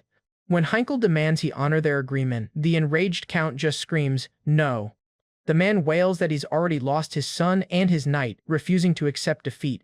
Suddenly, his outburst is cut short as he clutches his throat, unable to speak, as he sees a vision of his head being cut off from his body. A close-up reveals Klein's eye glowing with a sinister purple energy as he silently invokes the name of Delkin Conwell. An invisible force grips the Count, paralyzing him where he stands. His eyes widen in sheer terror, utterly confused about what's happening to his body. As he struggles against the unseen power, Klein steps forward to issue his command as the duel's victor. Using his necromantic authority, he commands the Count to confess his sins and kneel before the Master of the North. The spectral voice continues, commanding him to bow his head and beg for mercy under the weight of his sins. Invisible pressure forces the Count's head down, his body trembling with fear. In his terror, he hallucinates a horrifying spectral image of the necromancer Archimod looming over him. Sweating and shaking, his mind breaks under the overwhelming fear. Utterly defeated, Count Delkin is forced to his knees, whispering, "I was wrong." This is the work of Dead Man's Voice, a soul-crushing necromancer technique Klein is using to force a confession. As the spell induces extreme terror, the Count grovels on the ground, begging for forgiveness. Sobbing uncontrollably, he publicly confesses to insulting Klein's late mother, his mind completely shattered. The audience murmurs in shock, unable to believe they are seeing a powerful pillar of the Branch family crumble so pathetically. Holding his broken sword, Klein thinks to himself that his plan to reform the family begins now. He raises his blade and addresses the entire assembly, ready to make a grand declaration. After that, he firmly states his position as the challenger and rightful victor of the trial by combat. He then proudly claims his heritage as the son of the late Grand Duchess Claire Latalasis. He continues, identifying himself as the second son of Heinkel Rhineland, the strongest knight of the North, and with all eyes on him, he raises his broken sword and powerfully declares, "I am Klein Rhineland." The scene shifts dramatically as Priest Garrison enters a dark, ominous cathedral. Inside, a man prays to the god of light, asking for guidance on his perilous and painful path. Sunlight streams down onto a serene statue of an angel, a stark contrast to the darkness that follows. Garrison walks resolutely through the empty cathedral. He approaches and addresses his superior, Cardinal Morok. He then reports that his surveillance target, Klein, was attacked by a necromancer and his undead army, but before proceeding, he states that he needs to verify the Holy Order's intentions. The Cardinal callously dismisses his concerns, revealing that the attack was all part of the plan. He explains that the necromancer was merely a pawn, dispatched in cooperation with the Empire to incite fear among the people, and reveals the twisted logic. The fear caused by necromancers will drive countless people to seek out the Holy Order. Justifying the sacrifice of innocence, he claims it's a small price to pay to revive the Holy Order and spread God's will. Enraged by this blasphemy, Garrison snaps, violently grabbing the Cardinal by his throat. His face is a mask of pure fury as he condemns the man for making deals with heretics and falling for petty political games. The Cardinal chokes and sputters, shocked by the sudden and violent betrayal. In his final moments, the terrified man mouths a plea for someone to save him. A nearby statue's face is splattered with blood, signifying the brutal execution. Garrison has crushed the Cardinal's head with his bare hand, and he leaves the twitching corpse dangling in his grip. Then, a calm, sardonic voice emerges from the shadows, asking if he feels any better now. Archbishop Palimon L. walks through the carnage, wryly noting that Garrison has now killed more clergymen than the necromancers have. He then smirks, suggesting that the priest is hiding some dark secrets of his own. Garrison glares at him, demanding to know if this corrupt plan was his doing. Palimon casually steps over a corpse, admitting he merely authorized the plan and has brought some new information. Suddenly, the priest strikes him with a punch as he explains that it's about his surveillance target. But Palimon vanishes from sight and dodges the punch, and explains that the use of necromancy inevitably leaves a trace of its unique energy. He then presents a cross-shaped vial, revealing it contains the magical traces left behind by the necromancer Garrison had killed. The vial clearly shows two distinct types of energy, one from the Empire's corpse-raising soul-returning arts, and another, more ancient form of necromancy that manipulates souls directly. Palimon then drops a bombshell. The presence of two different traces means there were two necromancers at the scene. To illustrate his point, He explains that he's talking about Garrison's surveillance target, the second son of the Rhineland family. He leans in, infected in awe, preparing to reveal the target's true identity to the stunned priest. And Palimon delivers the final, shocking revelation: Klein Rhineland is a necromancer. The world crashes down around Garrison as he is forced to confront the horrifying truth about the boy he's been watching over. The scene shifts to a dark and stormy night at a remote, ominous-looking mine. In a brief flashback, a lone miner toils away, chipping at the valuable crystals within the earth. He pauses, wiping sweat from his brow, just as a sinister shadow looms over him. The miner turns in terror while an unseen force attacks him from behind. His screams echo through the chasm as he is dragged away into the darkness. Back in the present, a young maid named Erin laments that she's created a disaster. She reveals a crudely stitched, voodoo-like doll she made in the likeness of her young master Klein. A week after the trial by combat, Erin playfully teases Klein with the doll, laughing that it looks exactly like him. However, our guy reflects on his recent successes, starting with his victory over the champion Randell. He recalls using his dead man's voice technique to extract a confession and publicly announcing his existence, believing he would finally be acknowledged. But he grimaces at the realization that his 15-year-old body lacks the stamina to keep up with his ambitions. Erin pouts that Klein is mean for always reading by himself, to which he retorts, asking if she can't see that he's studying. But she dismisses his book as just a novel, insisting that he's basically playing anyway. Klein thinks to himself that while the cover might look like an ordinary novel, its contents are far more sinister. He flips through his secret grimoire, filled with personal notes on anatomy, magic circuits, and the dark arts of necromancy. The young master contemplates his current limitations, noting that he can only summon 11 skeletons and needs to research ways to increase his power. However, he worries about the damn priest bastard's Garrison, who is already suspicious and seems ready to exterminate any necromancer on sight. He desperately wonders how he can regain his original power and practice his necromancy without getting caught. As if on cue, his father, Duke Heinkel, presents a report of undead sightings at a nearby mine. Seeing the crude drawing of zombies, Klein has a revelation. This is the perfect opportunity. Without a moment's hesitation, he declares to his father, "I will go." He stands resolute before the Duke's desk, believing that real combat is the best form of research. Heinkel expresses his concern, mentioning that there have already been casualties from the undead attacks. Klein confidently assures his father it won't be a problem, convinced that this is his chance to use his powers and investigate the necromancer who previously attacked him. Just as our protagonist celebrates the chance to use necromancy freely, his plans are dashed when Dunkel cheerfully announces that the Duke has ordered him to come along as an escort.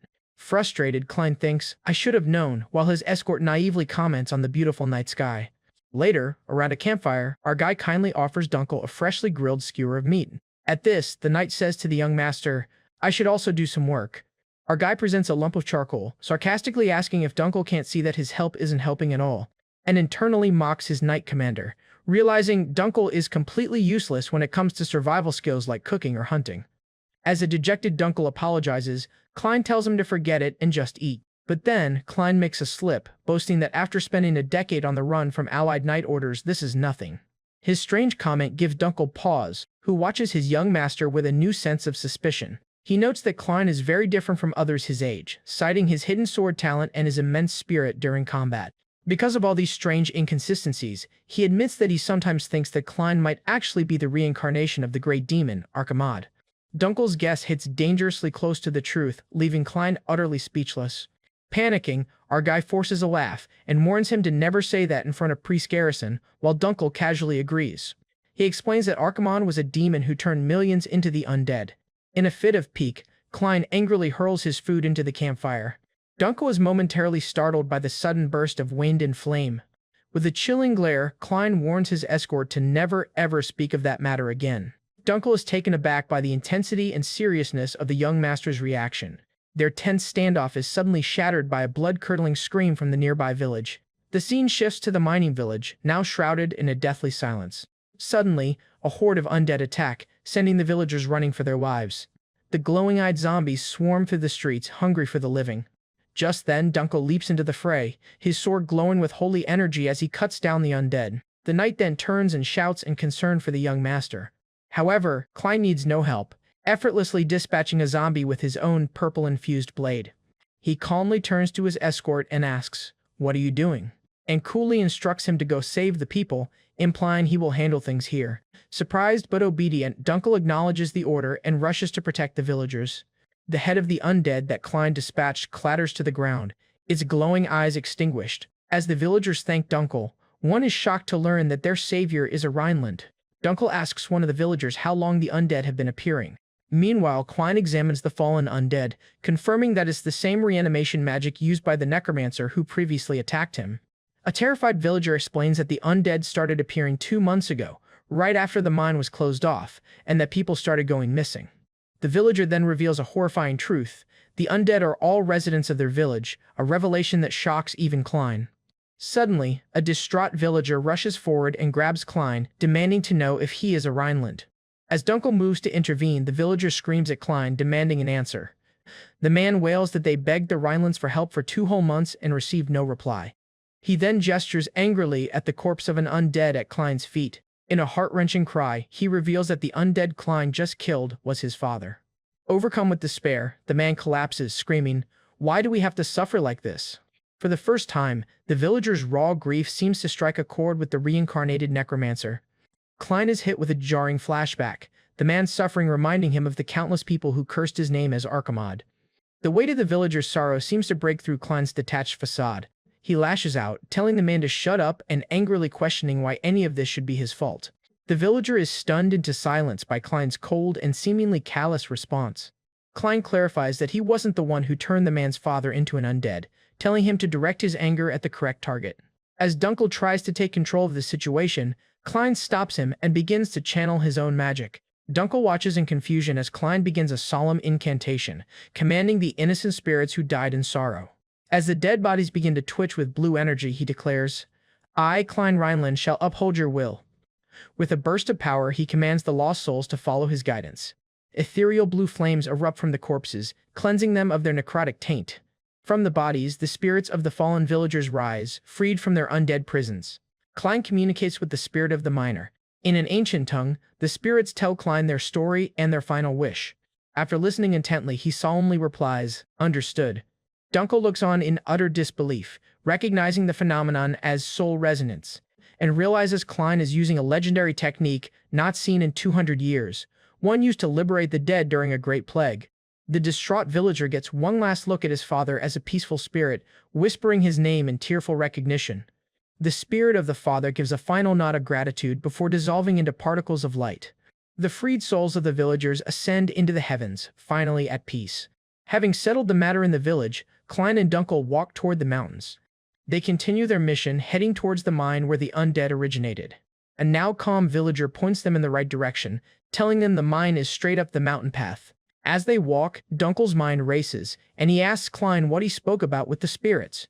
Klein dismisses the question, saying it was nothing much. He explains that the spirits thanked him for helping them pass on, but then adds a crucial detail, and reveals they were also pleading with him to get revenge on their behalf, a statement that makes Dunkel stop in his tracks. The word revenge triggers the knight's suspicion, connecting the dots in his mind.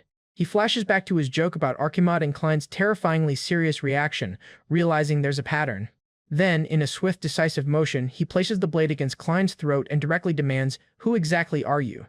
The narrative flashes back to Captain Dunkel's first encounter with a young, solemn Klein Rhineland, who had just returned from a 7-year confinement in a monastery. He recalls the dark rumors surrounding the young master, who had shockingly called himself Archimod upon returning to the estate. What surprised the captain most was the boy's pitch-black gaze, a look so empty it seemed impossible for it to belong to a child. His memory then turns to the unsettling events that began with a scream and the discovery of a dead cat. The first was found in the estate's kitchen, horrifying the maids and kicking off a series of grim discoveries. Soon after, a second dead cat was found in the backyard garden, followed by a third the very next day, spreading unease throughout the staff. The body count continued to rise, with the fourth and fifth cats being discovered in quick succession. The grisly discoveries continued, eventually reaching a somber count of 6 dead cats on the estate grounds. In total, a staggering 7 cats were found dead, casting a dark shadow over the Rhineland estate. Whispers and rumors flew among the staff, questioning if Klein truly used necromancy as a baby, or if he had really claimed to be the devil Archimod. The consensus among the frightened staff was that the rumors were true. They believed his was a cursed bloodline, and he was the one responsible. In contrast to the tense atmosphere, Dunkel noted that the young master simply stared out the window, completely uninterested in the rumors swirling around him.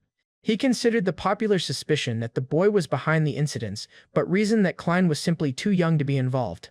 Just as he was dismissing the possibility, however, he noticed something that caught his attention. Late at night, he saw the flickering light of a lantern as someone began to move through the darkened halls. It was young Master Klein, cloaked and carrying a lantern, walking purposefully through the estate. Wondering where the boy could possibly be going at such a late hour, the captain decided to follow him. He trailed Klein as the boy headed out of the manor and into the windy, rustling forest. He noticed the small sword at the boy's hip, adding to the mystery of his late-night excursion. However, he cautiously kept his distance, following the single point of light as Klein led him down a stone path through the woods. Their journey ended under the call of a crow at an unsettling destination, the cemetery. Confused as to why the young master would come to such a place, Dunkel quietly approached to investigate. Unable to see clearly due to the tombstones, he debated getting closer to see what the boy was doing. As he got a clearer view, his eyes widened in complete and utter shock at the scene before him. He couldn't believe what he was witnessing the young master doing in the middle of the cemetery at night. Instead of dark magic, Dunkel found Klein carefully laying out all 7 of the dead cats, preparing to give them a proper burial. When confronted, the boy calmly told the stunned knight that he was performing funeral rites for the deceased animals, and explained that after examining the lesions, he determined the cats had died of an infectious disease, harmless to humans but fatal to animals. As he carefully cleaned one of the bodies, he explained that they must be buried properly to prevent the disease from spreading further. Dunkel, concerned, told the young master to stop, fearing he would ruin his hands, but Klein simply dismissed his worry. He looked up with a profound maturity and stated that, regardless of the task, someone had to do it anyway. This simple act of compassion and responsibility left Dunkel speechless, cementing his loyalty to the young master. The flashback concludes, bringing us back to the present where Dunkel, sword drawn, finally asks Klein to reveal his true identity. But instead of answering directly, the young man turns the situation around, telling the captain he wants to ask something first. With the sword still at his back, he tests his knight by asking if he remembers the first saying of Berkel Rhineland. Dunkel, though tense, correctly recites the family's core belief. It is one's actions, not their roots, that define a being. Klein affirms this is why Dunkel, a peasant, could become a captain, and why he, the son of a foreign mother, is still alive, and tells him that since he's been with him the most since the monastery, the decision of who he is rests with him. With his life on the line, Klein gives Dunkel an ultimatum: if you believe I'm Archimod, you can strike me down. After a tense pause, Dunkel lowers his sword, admitting that he hasn't decided yet and is certainly not convinced. He then declares with conviction that the one he serves is Klein Rhineland, not some atrocious devil of the continent. Klein is visibly surprised by his knight's unwavering declaration of loyalty. With a slight smile, he accepts his knight's trust, thanking him for the compliment. Their trust reaffirmed, the pair finally enter the ominous creaking structure of the abandoned mine. Immediately upon entering, they are greeted by a floor littered with bones and skulls. The mine is vast and filled with the remains of the fallen, hinting at the danger that lies ahead. Dunkel holds his torch high, remarking on the pungent smell of corpses that hangs heavy in the air. Their worst fears are confirmed as they spot figures shambling in the darkness. The smell is from moving corpses.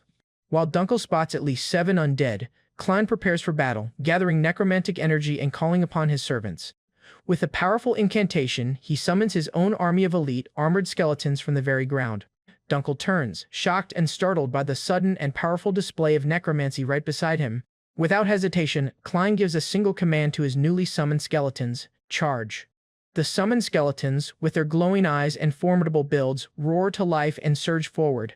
The mine's lesser undead turn to face the new threat, their shambling pace no match for the charging skeletons. Klein's forces make quick work of the ghouls, tearing them apart with overwhelming strength and speed. Dunkel watches in disbelief, questioning if skeletons that powerful and terrifying can even exist. Klein nonchalantly notes his knight's fascination, commenting that Dalton's mercenaries had the exact same reaction. The one-sided battle rages on as Klein's skeletons continue to dismantle the ghouls with brutal efficiency. As his skeletons clear a path, Dunkel calls out to Klein, urging him forward through the carnage. Suddenly, a terrifying roar echoes from deeper within the mine, and Dunkel braces himself for the next wave. Just then, he anxiously reports that he can hear about 40 more undead approaching, warning his master that they are outnumbered. Unfazed by the odds, Klein simply begins a new incantation to bolster his forces. He casts a spell over the fallen ghouls, commanding them to free their souls and obey his command. Dunkel watches in awe as his master converts the defeated undead, turning the enemy soldiers into his own allies. Klein casually explains that converting subdued undead is just a basic tactic when necromancers fight each other. Assessing his now much larger force, he coolly states that this should be enough to put up a fight, leaving Dunkel speechless. The newly reinforced army stands poised as the next wave of ghouls charges toward them from deeper in the mine. Just then Klein takes command, ordering his vanguard forward while telling Dunkel to run with him into the fray. The two forces clash as Klein's undead legion meets the oncoming horde. The reanimated ghouls are swiftly dispatched by his superior skeletal warriors. The battle is a flurry of spectral energy and shattering bone as his forces dominate the enemy.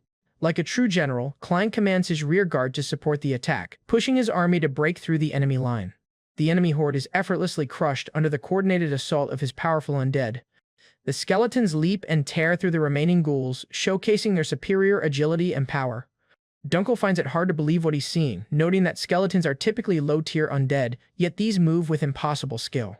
He marvels that Klein's undead fight with the discipline and tactics of an actual, living army. After the battle, blood drips in the eerie silence of the now-cleared section of the mine. They stand amidst the fallen, having successfully annihilated a force more than 4 times their size. While Dunkel is still processing their impossible victory, Klein informs him that from here on out, it's just the two of them. He looks back at his knight and says, "You said you'd believe in me, then believe in me until the end." Leaving their undead army behind, the two proceed alone into the darker, deeper parts of the mine. Dunkel notes that they seem to have ventured quite deep into the cavernous mine. But as he wonders how much further they must go, a single drop of fresh blood splatters onto his cheek. His train of thought is interrupted by a faint, desperate human voice pleading, "Kill me." Startled to hear a human voice, he raises his torch and calls out, asking if anyone is there. He then shouts that they are here to save them, but is only met with a pained silence, and the desperate voice repeats its simple, horrifying plea, "Kill me." Figures. As Dunkel raises his torch, the light reveals a horrifying sight. Countless people, the missing villagers, are hanging from the ceiling. By looking at them, our guy explains that the villagers who are reported missing appear to have been kidnapped and used as tools for reanimation magic. Suddenly, a new voice echoes from the darkness, commending him for understanding the situation so well. A mysterious cloaked woman appears, explaining that reanimation magic requires a massive quantity of high-quality bodies. She then looks directly at him, stating that this is basic knowledge among necromancers, questioning him with her gaze. Lowering her hood, she reveals her face, remarking that she never thought she would meet him in a place like this. The beautiful red-haired necromancer greets him with a knowing smile. "It's been a while, Devil of the Continent, Lord Archimod." Klein's eyes widen in absolute shock, stunned to be recognized and addressed by his former name and title. In a lighthearted bonus scene, Aaron's voice cheers, "Cookie," to celebrate a past victory. The scene is a flashback to just after the trial by combat, where Klein is congratulated on his hard-won victory. As Klein, Dunkel, and a happy Aaron walk away, Klein decides to change his clothes before reporting to the Duke. While walking, he glances to the side, sensing that something is there. But he dismisses the feeling, thinking he imagined someone was there, unaware that Commander Laya is watching them. Hidden around the corner, a flustered Commander Laya questions her own actions. Blushing and clutching her chest, she wonders to herself, "Why am I hiding?" after watching him walk by. The scene moves to the present as our guy recalls a lesson on the origins of necromancy, defining it as the art of summoning souls to receive oracles. However, after one catastrophic day, necromancers became objects of absolute terror. This event was the Archimod incident, where tens of millions of his undead minions ravaged the continent. The devastating war only concluded when the hero Burkel Rhineland finally struck down the master necromancer Archimod. In the aftermath, many tried to replicate his power, but their research was limited to simple reanimation magic. As a result, modern necromancers have been reduced to second-rate magicians who can only raise corpses for battle. Klein internally mocks the woman before him, thinking she is a prime example of these inferior modern necromancers. Just then, she introduces herself as Pale and, to Klein's shock, addresses him as Lord Archimod. She stands confidently opposite Klein and his knight Dunkel in the massive cavern. Dunkel is confused by the name Archimod, but Klein confirms he heard it too.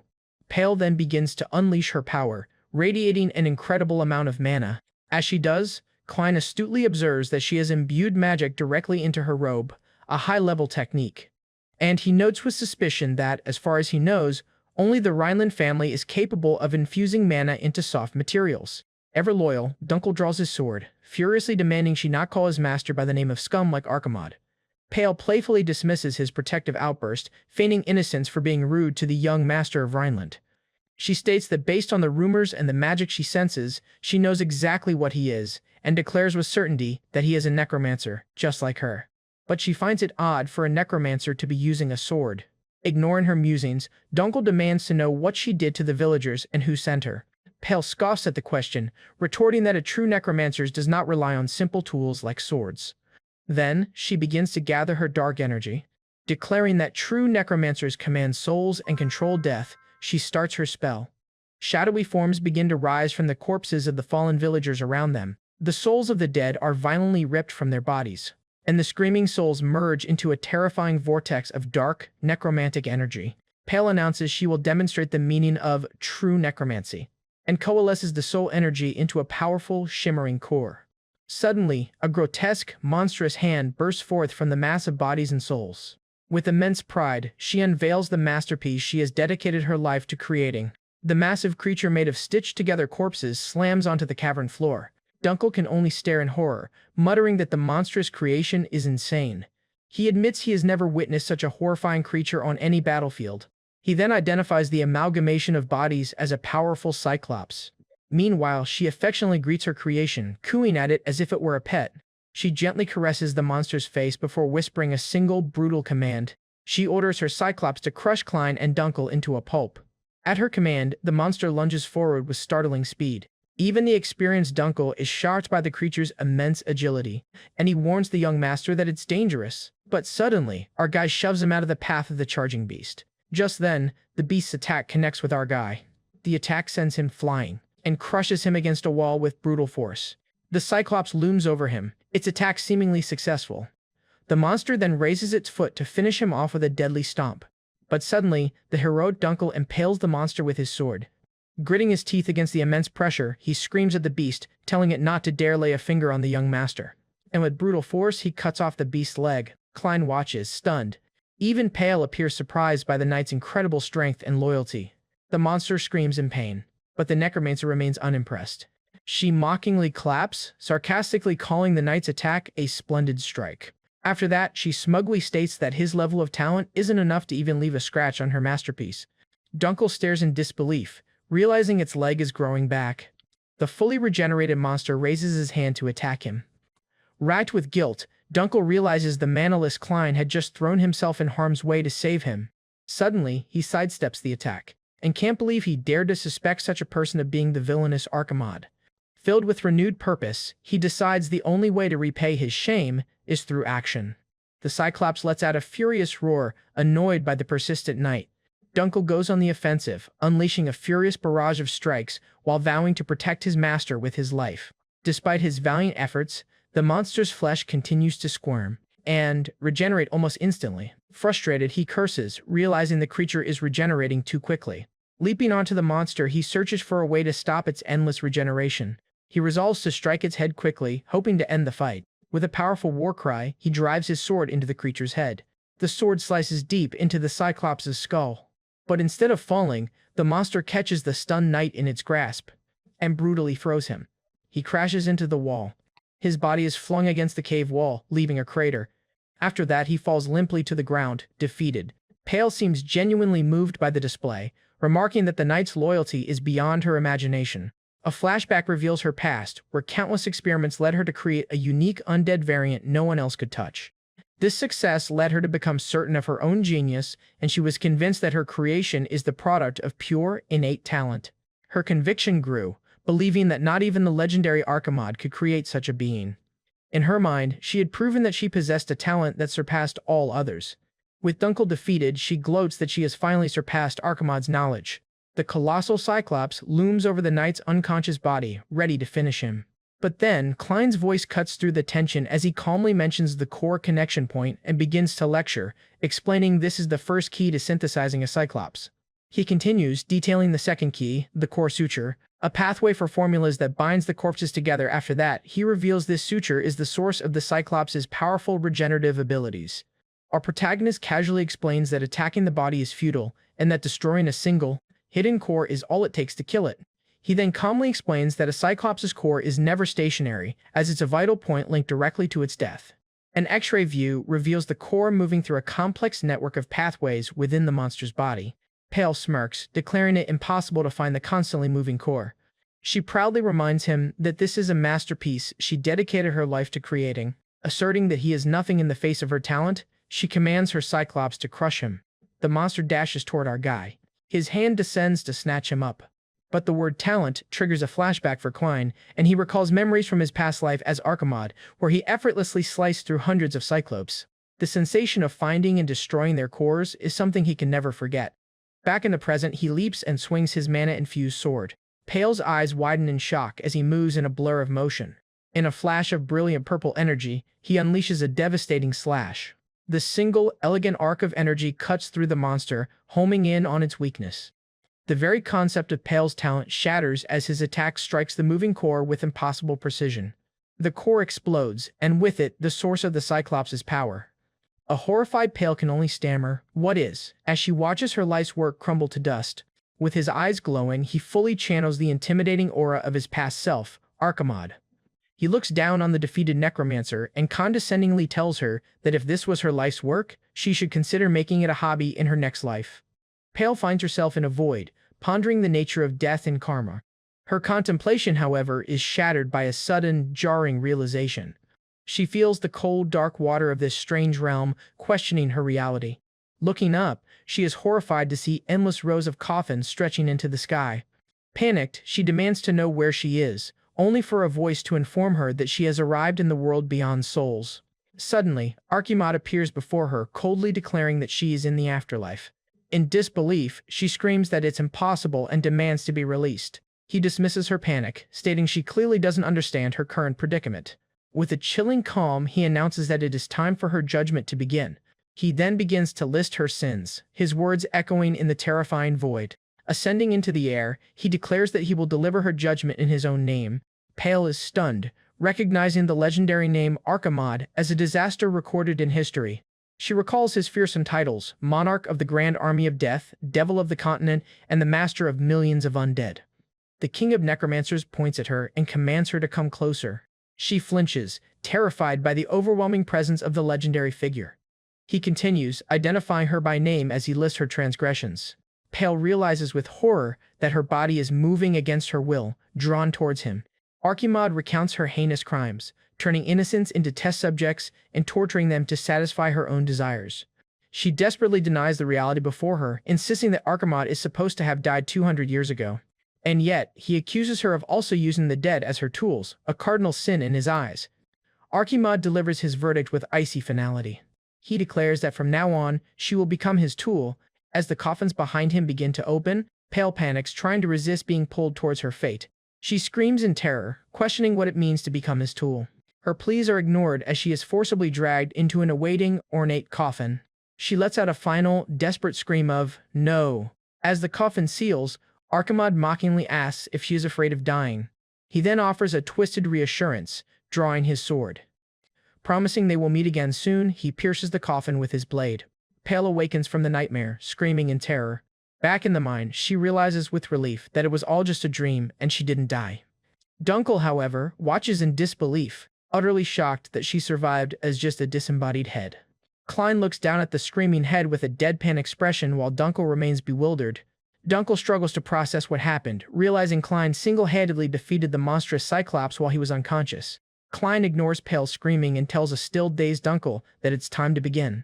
A confused and terrified Pale demands to know what happened to her body, while Klein kneels before her disembodied head, asking if she has finally come to her senses. He coldly states that she should now understand the gravity of her situation. Pale freezes as she recognizes the voice speaking to her. The voice triggers the memory of Archimod from her nightmare. Her eyes widen in horror as Klein confirms his identity, reminding her of his promise that they would meet again. The horrifying realization dawns on her. It wasn't a dream, and the rumors about Klein Rhineland must be true. Before she can scream Archimod's name, he presses a finger to her lips, silencing her. Leaning in close, Klein reveals that he needs information from her. He demands to know everything: who sent her, how many others there are, and all the details of their mission in the north. He offers her a choice: tell him everything for a painless death, or refuse and face eternal life. Pale shudders in terror, realizing he means eternal life in her current disembodied state. He confirms her fears, stating she will remain like this forever if she doesn't cooperate. Leaning over her, he challenges her to see how long she can last and mockingly asks if they can proceed without her shedding any tears. Sometime later, Dunkel finishes writing in a book and looks up from his notes. The captain confirms he has written down everything Klein dictated from the now compliant Necromancer. Announcing he's sick of the mine, Klein prepares to leave, but Pale desperately calls out to him. She anxiously asks what will happen to her now, and reminds him that she told him everything he ordered, looking to Dunkel for support. The young man pauses and remembers his promise with a sinister smirk. He confirms he promised to kill her, and a relieved Pale thanks God, eager to finally die. However, he assures her that he keeps his promises, conjuring a ball of glowing blue mana. He then gently places the soul-liberating spell over her head, but he cruelly adds that she just needs to hold out for about a week. Klein reveals her true fate. He summoned a swarm of cockroaches who will take care of killing her. Her eyes widen in absolute horror at the approaching swarm. As the insects crawl all over her face, her screams of pain and terror fill the mine. Klein turns away with a satisfied smile and thanks her for becoming his tool, leaving her to be consumed. As they walk away from the mine, her final, horrified screams of Archimad echo behind them. The scene shifts back to the stately Rhineland estate. Heinkel Rhineland studies a report with a pensive expression. He reads aloud the disturbing news that the Empire has unleashed necromancers in the north, while the Holy Order does nothing. Klein confirms that his report is accurate. He details the scale of the threat, noting 150 undead in the mine and many more missing villagers, all while the local nobles are distracted by politics. Heinkel orders his butler, Berkman, to dispatch the night order and request reinforcements from the border. The family head then looks at his son with newfound respect, telling him he has done a great thing. Klein humbly credits Dunkel for his survival, while internally noting they're keeping his necromancy a secret for now. He worries slightly, hoping that the captain, who has a strict no-necromancy policy, will keep his secret. His father tells him to take something. He then stands and presents his son with a small metallic object. Impressed by Klein's actions, he has decided to accelerate his plans for him. He gives him the wolf-head token of a Rhineland knight, and officially appoints Klein as an apprentice knight, a role he readily accepts. Klein proudly pins the token to his collar, thinking the position is more than enough for his purposes. Heinkel watches his son with a complex, unreadable expression. Dismissing him to rest, the patriarch watches as Klein thanks him and departs. The heavy doors close behind him. Butler Berkman muses on the young master's incredible feat of defeating so many undead and a necromancer, even with Dunkel's help. Heinkel instructs his butler to send a letter to his brother, despite Berkman's doubts that the man would come. The letter is to contain a very specific, intriguing message. Heinkel declares that the genius you have been searching for your entire life is right here, referring to Klein. Meanwhile, Klein walks through the estate, amused by his new title of apprentice knight. He celebrates the fact that the knight's barracks are a classified military zone, meaning not even priest garrison can enter without permission. Our protagonist smirks, realizing this is the perfect way to escape garrison's constant suspicion and purification rituals. He reaffirms his resolve to restore the Rhineland family to its former glory, a decision made the day he killed Dalton. As he ponders his next move, he's suddenly interrupted. His maid Erin tackles him from behind, shouting his name. Wincing in pain, he jokingly asks if they're out of cookies again, lamenting his possibly broken vertebra. She indignantly denies that cookies are her only concern, though he notices a crumb on her mouth. After a bit of playful banter, Erin remembers why she came running, and urgently informs a suddenly frozen Klein that Priest Garrison is here. His brief moment of triumph evaporates into dread. He is haunted by memories of Garrison's fanatical violence and his own past life's demise. His celebration is cut short as the priest appears behind him, asking if his mission went well. A terrified Klein turns to face the man who has been waiting for him. Garrison addresses him formally, his expression unreadable but deeply unnerving. The scene transitions to a flashback in which a frantic attendant searches for a young, missing Klein. Servants scour the woods, calling out for the young master, who has once again disappeared. The attendants grow increasingly worried, reporting to each other that they can't find the boy anywhere. One man panics, realizing Klein has vanished right before his purification ritual with the very angry priest Garrison. Meanwhile, hiding in a tree, Klein scoffs at the idea of forgiveness, recalling the last time Garrison had strung him up naked. One of the attendants says, "Let's check around the mansion first," while our guy internally says, "All of you just get lost." Having successfully escaped, the exhausted young boy dozes off on a high tree branch. He's jolted awake by a nightmare, muttering the name of his tormentor, Garrison. Realizing it's now night, Klein wonders just how long he was asleep. Figuring the search party has given up, he begins to climb down, ready to head back. However, his descent is cut short by a startling sound, and he realizes he's not alone. To his absolute horror, the boy finds himself cornered in the tree by a family of massive northern gray bears. A narrative box introduces the northern gray bear as a large and aggressive predator native to the region. Its claws are described as being perfectly adapted for tearing flesh, emphasizing the mortal danger he's in. Without his necromancy, the boy knows he's just a meal and decides his only option is to wait for them to leave. Shivering from the cold, he curses the harsh northern weather he finds himself in. He then bitterly reflects on his past life as Archimod, who gave his all for the Northerners who died unjustly. And he laments the cruel irony of being reborn into the family of Burkle, the very hero who killed him. Despairing, he realizes that even in this new life, he's still constantly running away from his problems. Frustration boils over as the powerless boy clenches his fist in the freezing cold. His mind flashes back to the cries of his enemies, all of them demanding the death of Archimod. He also remembers the isolating whispers from his childhood, with people calling him a cursed child. Huddled and alone, the young boy feels the biting cold seep into his bones. Suddenly, he feels a surprising warmth envelop him. He looks up and finds he's being carried on the broad back of Priest Garrison.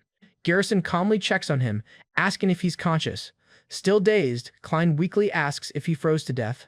The priest chuckles, reassuring him that it's not hell, and that he simply found him unconscious in a tree. When Klein asks about the bears, Garrison casually mentions that he is already taking care of them. Klein protests being carried by his tormentor, but the priest notes his fever and insists he come along. Confused and feverish, Klein asks the priest why he bothered to save him at all. He pushes further, questioning why Garrison, who seemed to want him dead more than anyone, would rescue him. Garrison offers a cryptic response, stating that stars don't create their own darkness.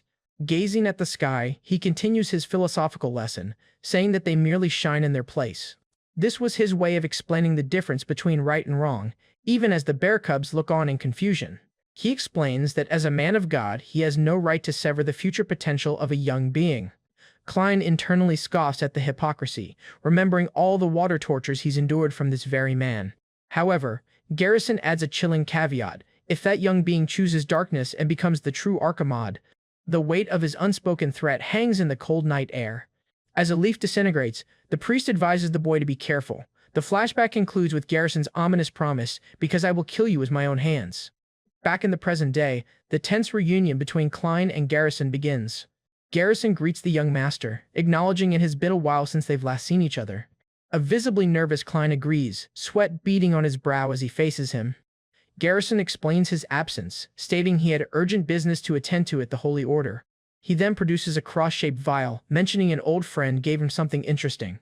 Klein's eyes widen in absolute shock as he recognizes the vial for what it truly is. He realizes with dawning horror that it's an ectoplasm, a device that contains spiritual energy, and that it must hold his own magi. Garrison begins his interrogation, recapping the appearance of a necromancer during the forest attack, and confirms that he personally dealt with the hooded figure. However, the priest reveals there's a problem with the official story. With a calm but menacing tone, he declares that the ectoplasm detected the presence of not one, but two necromancers. Though Garrison's voice remains even, Klein can sense the furious, pounding rage emanating from the priest. As the legendary Archimod, Klein had faced countless powerful monsters in his past life. Yet, faced with this zealous priest, his very instincts are screaming a primal warning. The full power of his instincts tell him that Garrison is a threat on an entirely different level. Klein's mind races, but he knows he's too inexperienced in this body to copy the priest's techniques and survive the encounter. However, he grimly assesses his chances against the man, concluding that it's utterly impossible. Cutting through Klein's thoughts, Garrison issues a direct and terrifying command: use necromancy. Right now. He then offers a sliver of hope, saying that if it's simple corpse magic, it will only warrant a report to the Order. However, if Klein's power manipulates souls, a technique akin to that person, Archimod, Garrison makes it clear that such a revelation means the boy will not escape death. The priest's ultimatum echoes the hateful cries from Archimod's past. Klein smirks, finding it darkly funny that this ultimatum comes from the very man who water tortures him daily, and tells Garrison that someone he used to know, Burkle, said something similar. He then recalls Burkle's words about protecting the future of children. Klein now understands that this warped principle is the foundation of the justice Garrison believes in. Garrison is momentarily stunned that the boy understands his actions weren't driven by simple hatred.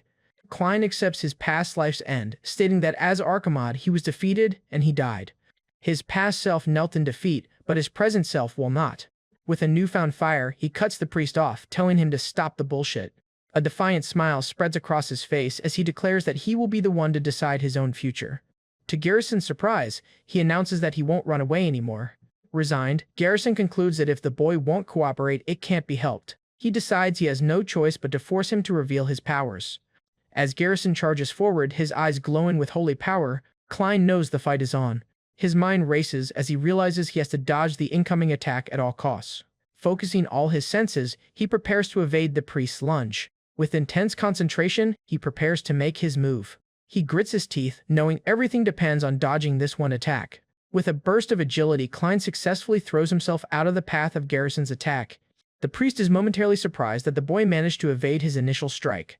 A brief, triumphant smile crosses Klein's face. He actually did it. However, the ectoplasm vial falls to the ground and shatters, covering the floor with its contents. The commotion causes the nearby servants to scream in terror. Chaos erupts as they panic, unable to believe the priest just attacked the young master.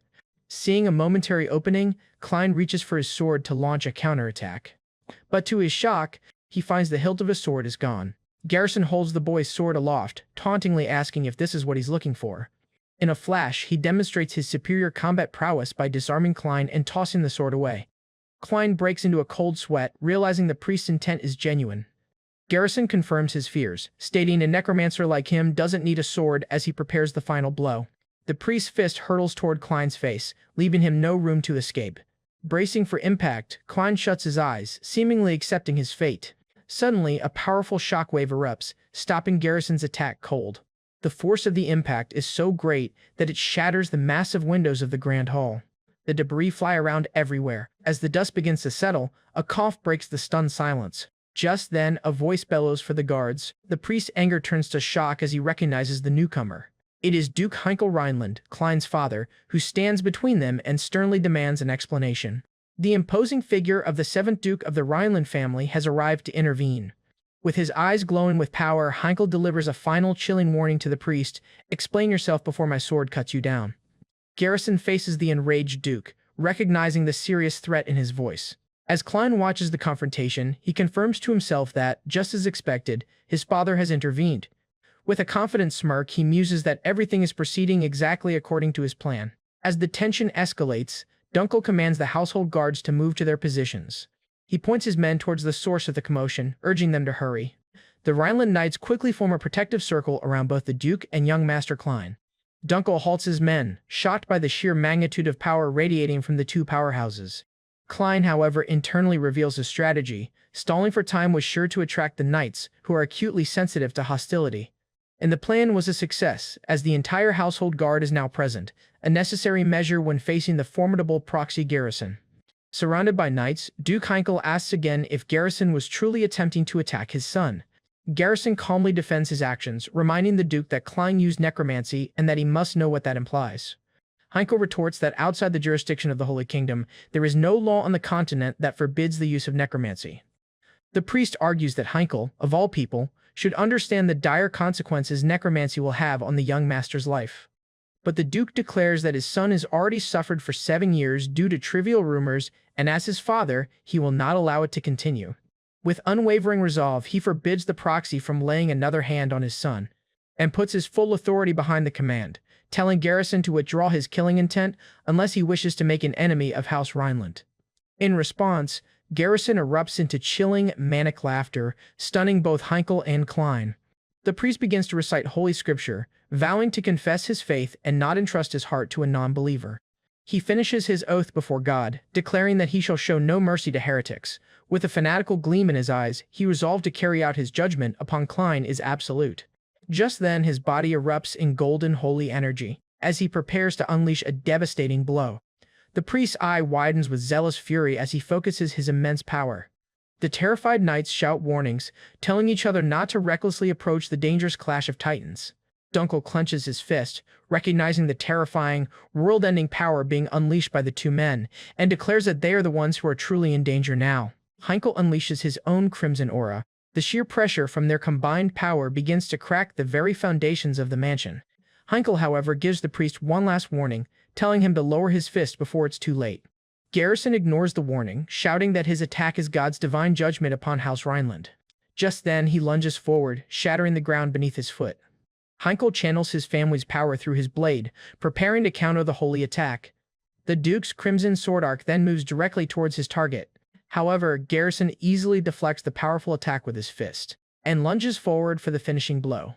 Just as he closes the distance, he gathers his power to unleash his ultimate technique, the blow of condemnation. The Duke's eyes narrow in intense focus as he prepares to counter the priest's devastating holy power. He prepares to unleash the secret technique of House Rhineland, Meteor Sword, channeling immense power into his blade. The two cataclysmic attacks speed toward each other, destined to meet in the middle of the Grand Hall. The resulting explosion of crimson and gold energy is far greater than before, threatening to level the entire mansion. Dunkel and the surrounding knights are violently thrown back by the force of the blast.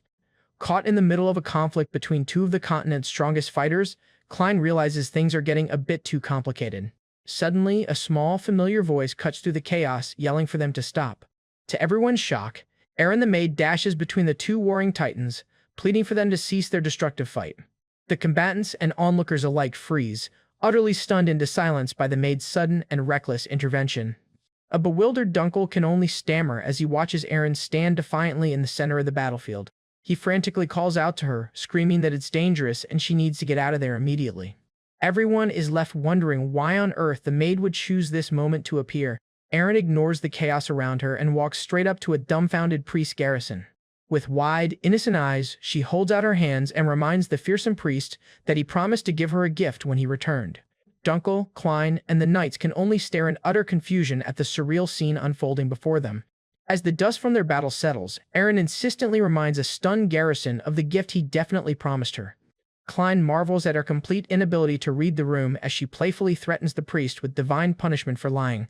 A flustered Garrison finally relents, admitting he made a promise before handing her a box of cookies from a famous bakery. Aaron happily begins munching on a cookie, completely oblivious to the catastrophic battle she just single-handedly stopped. With literal stars in her eyes, she declares that the cookie is absolutely delicious.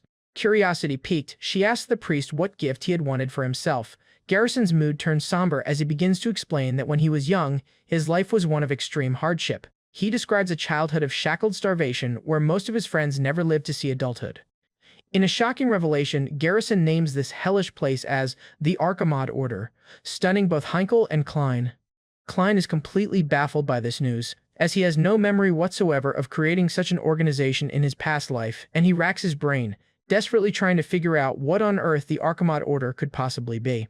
Garrison declares his life's mission is to destroy the name that ruined his youth, even if it costs him his life. The fierce priest's expression softens as he turns his attention back to the innocent maid, Aaron. He hands her the rest of the cookies, asking her to please enjoy them for his sake as well, and smiles gently, explaining that providing her this small comfort is all he can do for now.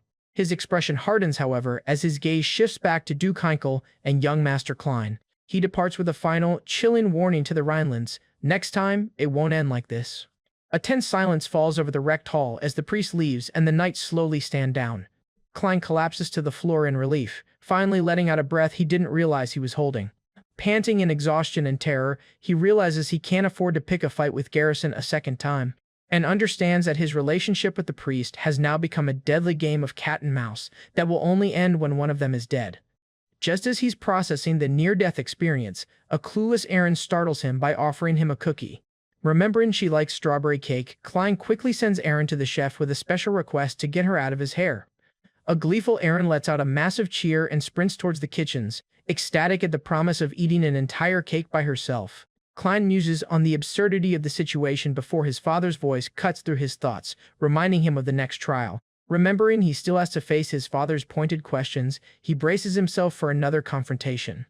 Just then, Heinkel gravely states that they must discuss things in private. Inside, he asks him, "Have you learned necromancy?" Klein stands his ground and admits that yes, he has, but implies there's more to the story. An emotional Heinkel demands to know why his son would choose the very thing that led to his 7-year imprisonment. Thinking fast, Klein calmly lies, claiming he acquired the knowledge from his late mother Claire's annex. Heinkel is taken aback by the mention of his late wife, while Klein internally admits it's a lie, but the most plausible excuse he has. He forgoes any further excuses, stating plainly that using necromancy was his only way to survive. His father argues that his swordsmanship should have been enough, but Klein bluntly shuts him down with a simple number. He then points out that his father must have already seen the report submitted by Dunkel, and reminds Heinkel of the impossible foes he's faced, arguing that with a body devoid of magic power, mere swordsmanship would never have been enough. Klein urgently explains that the Empire is using a necromancer to undermine the North, and the family must acknowledge his own existence before it's too late. He frames his necromancy not as a disgrace, but as an extreme yet necessary measure to achieve his goal. The revival of the family, he makes a bold power move. He offers himself as House Rhineland's Necromancer and challenges his father to make his judgment. He puts the choice to Heinkel, use him to save the family or let it perish, all while daring him to truly believe he isn't Archimod's reincarnation. Heinkel listens in silence, his expression unreadable as he processes his son's audacious proposal. The dupe turns away, his mind flashing back to the day Klein first returned to the estate after his long absence. He vividly remembers how, even after 7 years locked away, his son had called him father without a single trace of resentment. The memory of his young son returning and simply saying, "I'm home, father," still weighs heavily on his heart. Klein is surprised, realizing that his father has been carrying the guilt of being a foolish father who couldn't protect his son's future all this time. Heinkel admits that after his past failures, he has neither the right nor the reason to stop Klein now. He turns back to his son, his mind finally made up. With a newfound understanding, he grants his son the freedom he desires, telling him simply, "Do as you wish." In the grand, silent hall, a new pact is forged between father and son, their future paths now intertwined. Elsewhere, a shadowy but powerful figure, Grand Duchess Hellion, decides it is finally time for her to meet Klein. She summons her subordinate, the formidable Commander Laya of the Blue Holy Spear Knights, and she gives a simple order to the commander, bring Klein to her, setting the stage for a new, powerful player to enter the game. The scene transitions to chaos as a mercenary screams while his comrades are decimated. A powerful shockwave sends bodies flying as a berserk mercenary unleashes his newfound strength. His former comrade looks on in horror, realizing their entire mercenary band doesn't stand a chance against the monster he's become, and realizes with terror that the berserker is no longer human, but a true monster. Overwhelmed by the carnage, the mercenary leader despairs, unsure of what to do. So he makes a futile, desperate charge at the rampaging beast. But the berserker effortlessly stops the charge with a brutal punch to the face. The blow sends him flying, and he collapses to the ground. Just then, a man screams and runs for his life. The berserker, however, picks up a stone. He then viciously pierces the fleeing man by hurling a stone, ending his life without a second thought. With a twisted grin, the berserker revels in the incredible power surging through his veins. A civilian woman is frozen in shock as the monster turns its attention toward her. Terrified siblings huddle together, whispering in fear as the berserker looms over them. Lifting a massive slab of stone, the monster prepares to crush the children. He sadistically tells the crying children not to worry, and mockingly promises the horrified siblings that their end will be swift. His red eyes glow with malevolent power. Just in the nick of time, Commander Laya arrives. She strikes back at the monster with her spear. After that, she kicks the stone away from the children. Turning to the frightened children, she calmly instructs them to move to a safer location. The siblings quickly agree and begin to run from the dangerous battle zone. The berserker immediately retaliates, throwing a devastating punch directly at her. But she effortlessly dodges it by leaping into the air, and prepares for the counterattack in midair. However, as she attacks, the monster blocks with his hands, but his hands are sliced by the attack. He laughs menacingly. His glowing red eye fixes on Laya as he prepares to overpower her. Acknowledging her strength, he unleashes another ferocious attack to crush her, but she manages to dodge it, and she again slices the monster's hands with her spears. She then finds an opening and prepares to turn the tables. With a powerful twist of her spear, she flings the massive berserker through the air. The monster slams hard into a nearby wall, momentarily stunned by her strength. The berserker admits her attack stung, but he's too slow to notice the magical sigil appearing before him. It is the spear hurled by Laya, aimed directly at the berserker. His eye reflects the brilliant light of the incoming attack, his confidence finally wavering. The holy spear descends, pinning the monster to the ground in a cataclysmic explosion. Defeated and impaled, the mercenary coughs up blood, his berserk rage fading. Laya lands without a sound amidst the devastation her attack caused. Her subordinate knights rush to her side, relieved that their captain is unharmed. Laya and her knight discuss the situation, noting this is the third berserker incident this month, all displaying superhuman strength. Her subordinate adds that all cases involved eyewitness accounts of strange, dark veins appearing on the body. With his dying breath, the mercenary gasps that anyone can become strong if they possess a certain mysterious item. He claims that with that, one can become even stronger than the legendary Archimod. But just then, she pulls her spear out of his body and scoffs at the claim, declaring that a mere bastard could never dream of surpassing Archimod. Still, she considers the dying mercenary's words about the mysterious item. She resolves to uncover the truth behind this power-enhancing substance for herself. Meanwhile, back at the heavily damaged Rhineland estate, a servant sweeps away rubble. Workers complain about the state of the walls, overwhelmed by the scale of the repairs needed after the Duke's clash with the priest.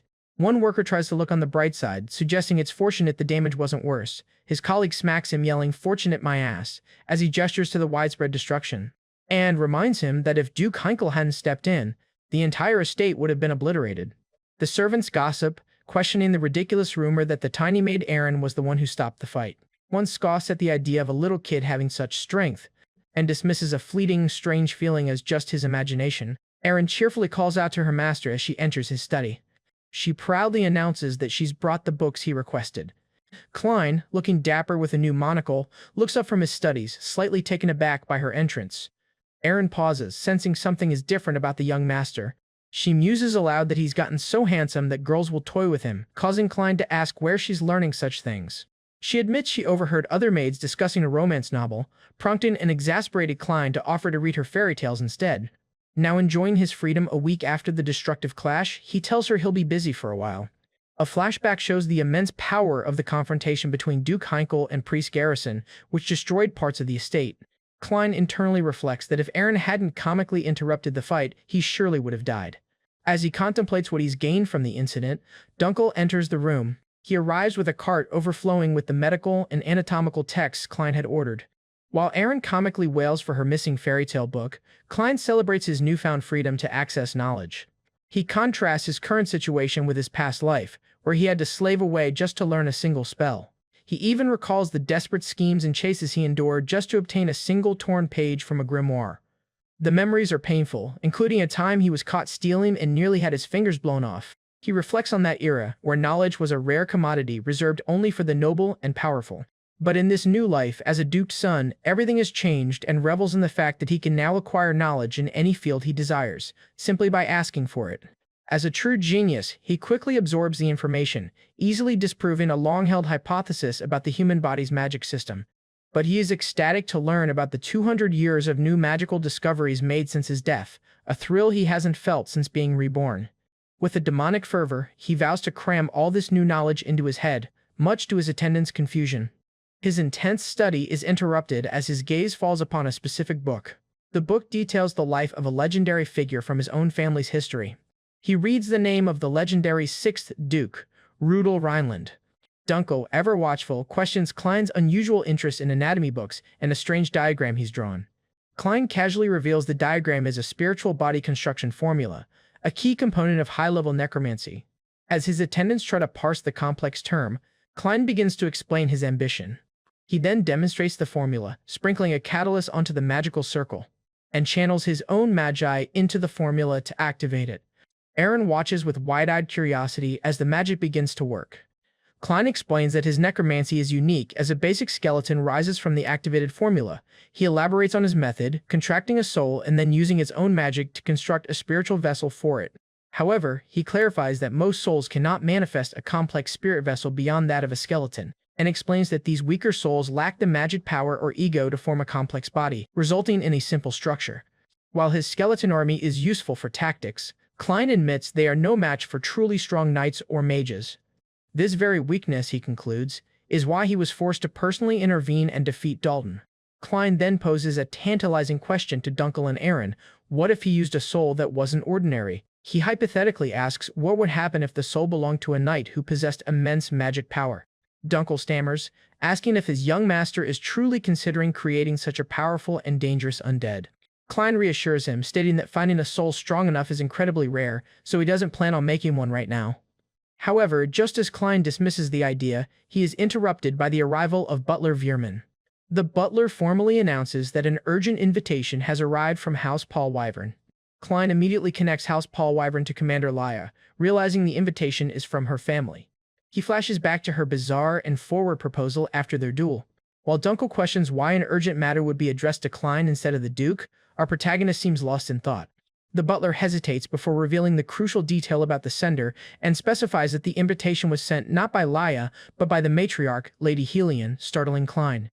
Dunkel questions the protocol, but the butler is quick to explain Lady Helion's significant political standing.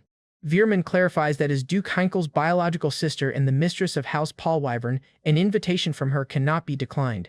Without hesitation, Klein accepts the invitation, much to Dunkel's surprise. Looking back at his spiritual construction formula, he realizes the timing is perfect and that he had no intention of creating a Death Knight until now. With a cunning smirk, he declares that this new development has given him the perfect reason to proceed with his plan after all. Later that night, he quietly passes by Erin's room, noticing she's fallen asleep while studying. Hearing her sleep talk about cookies, he smiles fondly before heading out into the night with a lantern. His destination is the tomb of his target, his grandfather, the legendary 6th Duke Rudel Rhineland. He recalls the tales of Rudel, once called the strongest knight on the continent, a tragic hero comparable only to the first Duke, Berkel. Determined to make this powerful soul his, Klein arrives at the entrance to the vast Rhineland family mausoleum. He approaches the foreboding, ancient structure that serves as the final resting place for generations of his family. He walks with purpose through the grand mausoleum, heading for a specific tomb among the many. Using his necromantic senses, he notes that the souls of his other ancestors have long since moved on. However, he detects a single, powerful soul that still has lingering attachments to the mortal world. A vibrant blue aura emanates from one sarcophagus, signaling the presence of the soul he seeks. Klein smirks, imagining how furious his father, Heinkel, would be if he knew he was about to exhume his own father's remains. Placing his lantern on the sarcophagus, he steels himself and prepares to summon the spirit of his grandfather. He begins the incantation for the exhumation, offering a wry apology to his grandfather for this unfilial behavior. Channeling his magi, he calls out to the unfortunate soul bound by the karma of life, offering to light its path with a contract. As he commands the soul to answer, the massive stone sarcophagus begins to glow and tremble violently. A booming voice demands the Necromancer show himself as a wisp of blue. Spiritual flame emerges from the tomb. Klein is stunned as the spirit effortlessly absorbs all the magi he offered, a testament to the former Duke's incredible power. His ultimate goal is a Death Knight, the highest tier undead, created by binding a powerful knight's soul to a physical form. And he knows he has two options: force the soul into submission with overwhelming power, or earn its consent and cooperation. The spirit of Rudel Rhineland fully materializes, expressing initial curiosity as to why his cute grandson would seek him out. However, holding a wisp of Klein's necromantic energy, Rudel instantly recognizes him as the Rhineland family's greatest nemesis. The legendary Duke is shocked to discover that Archimad's spirit has possessed the body of his own grandson. Klein calmly explains that since souls perceive essence, not form, he cannot hide his true identity from his ancestor. Rudel's spirit admits that the proposal to serve the family is admirable. However, as a former Duke, he questions whether he can truly trust his family's sworn enemy. A tense wave of energy erupts between the two as the spectral Duke makes his decision. A sword of pure spirit energy forms and presses against Klein's face in a clear challenge. Unintimidated, Klein grins and declares that he will prove his trustworthiness. He offers proof of his honest intentions and promises to release Rudel from the karma binding him to the world. He then asks, because for a knight, trust is not earned with words, but with the sword. The Duke's spirit scoffs at the Necromancer's audacity, calling him a bastard for prying open his own ancestor's coffin, and declares a battle of insubordination, a trial by combat to determine if Klein is worthy of his power.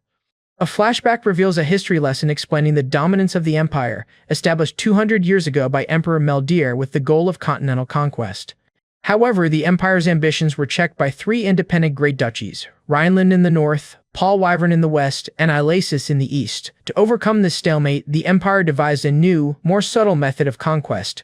Klein reveals the name behind this new threat is Helion, his own aunt and his father Heinkel's biological sister. He further explains that she is also Commander Lia's stepmother and, most critically, the leader of the opposing branch family forces. Pondering the summons from such a powerful and antagonistic relative, our protagonist understands the gravity of the situation. Just then, Dunkel enters, announcing that he has finished sorting the books Klein requested for his magical research. Klein praises him for the good work. Having made his decision, he instructs Dunkel to prepare for their departure to house Paul-Wyvern in 3 days. Dunkel, however, expresses his concern, noting that the invitation explicitly states Klein must come alone. He grimly admits that one wrong move could mean he won't return alive, but he must go to gather crucial information. Contemplating his reflection, he lists the intel he needs, Helion's intentions, her desires, and the power structure within the branch family. He darkly considers his necromantic trump card, musing that he could turn Helion's aides into undead to fight each other, but Dunkel immediately objects, and sternly questions how they would be any different from their enemies if they resorted to such dishonorable tactics. Klein scoffs at his idealism, retorting, "What's wrong with doing bad things to bad people?" He then reminds him of the lavish Combo estate, arguing that the branch families are living in luxury on money ripped off from the main family. Dunkel stands firm, insisting that even so, Rhineland must not abandon its principles, for a knight's path is one of honor and faith, not profit. Dunkel confirms without hesitation that they are. When Klein questions if honor and faith are truly so important, as an ethereal image of a noble woman appears behind him, the knight declares that honor and faith are more important than anything else in the world. Klein is momentarily taken aback by his knight's unwavering conviction. Clenching his fist, he expresses relief, deciding it's for the best that they have different philosophies. He accepts his own nature, admitting to himself that he is, after all, an evil necromancer. The scene then snaps back to the present, where the battle of insubordination between Klein and the spirit of Duke Rudel rages on. Our protagonist anticipates the Duke's opening move, identifying the first strike as a standard thrust. With his analytical mind racing, he prepares to predict the follow-up attack. The two clash in a blur of motion, their swords meeting with incredible force. Rudel's spirit expresses surprised admiration at his grandson's skill. As they exchange a flurry of blows, he can't believe a necromancer could possess such a high level of swordsmanship. Klein's mind flashes back to the previous duels he's witnessed, analyzing the techniques of Dellen, Dalton, Heinkel, and Garrison, and realizes that he has already mentally organized the principles of their swordsmanship. With his eyes glowing, he understands that all he needs now is real combat experience to master the combinations. But Rudel's spirit scoffs, declaring that Klein's current level of skill simply won't be enough. Leaping forward, he points out that in his eyes, his grandson is still full of openings. As he strikes, our guy dodges it. The former Duke is intrigued, noting that the boy's reaction is just like back then. Seeing an opening, Klein launches himself into the air, planning to get behind the spirit and subdue him. But Rudel, unimpressed, easily counters, shouting, "Not so fast." The two combatants' swords collide mid-air in a brilliant flash of spiritual energy. Klein is thrown back, his sword skidding across the ground as he lands. Rudel admits his surprise, impressed with his grandson's ability. He commends him for taking all of his techniques head-on, with a body completely devoid of mana. Rudel begrudgingly acknowledges that the boy has decent talent. The narrative recounts the legend of Rudel Rhineland, the sixth Duke, and the man once known as the strongest knight on the continent. The reason for his legendary prestige lies in his special, unparalleled swordsmanship. The spirit mockingly asks Archimod if he's enjoying playing the role of his clueless son's kid, adding that Heinkel would pass out if he knew the truth. Klein wonders why the former Duke is talking so casually, seemingly unaware of his own son's dull intuition. With a smirk, he mutters that his father takes after Rudel, having no intuition whatsoever. Rudel laughs, amused that his grandson's audacity in trash-talking his elders proves he is truly of his bloodline. Dismissing the banter, the Duke's eye gleams as he decides to get serious. He announces he's going all out from this point forward. Klein is stunned as he recognizes the tragic swordsmanship technique that the Duke himself created but abandoned due to its sheer complexity. A massive wave of spiritual energy emanates from Rudel. The technique disperses the sword's path into multiple confusing branches. This is his secret technique, one that makes it impossible to distinguish the real blade from the illusions. Rudel unleashes the formidable illusion sword. Klein braces himself, knowing that all but one of the incoming sword paths are illusions. Focusing his magical eyes, he knows he must predict the true attack's trajectory to block it. He predicts a horizontal slash from the right and dodges accordingly. He then anticipates a follow-up slash from the left, only to realize with a shock that he was wrong. A blade of light grazes his head as he narrowly avoids the real attack. The Duke's attack slams into the ground where Klein just stood, sending him flying. Springing back to his feet, Klein realizes the first strike was a feint and that he must anticipate the most irregular combination. He predicts the next attack will come from behind. Again, he's surprised by the unpredictable pattern of the illusion sword. Klein desperately parries the real strike, barely deflecting the powerful blow. Rudel catches his arm, overpowering him. Our guy loses his balance. When the Duke sends a massive wave of energy toward him, it sends him flying.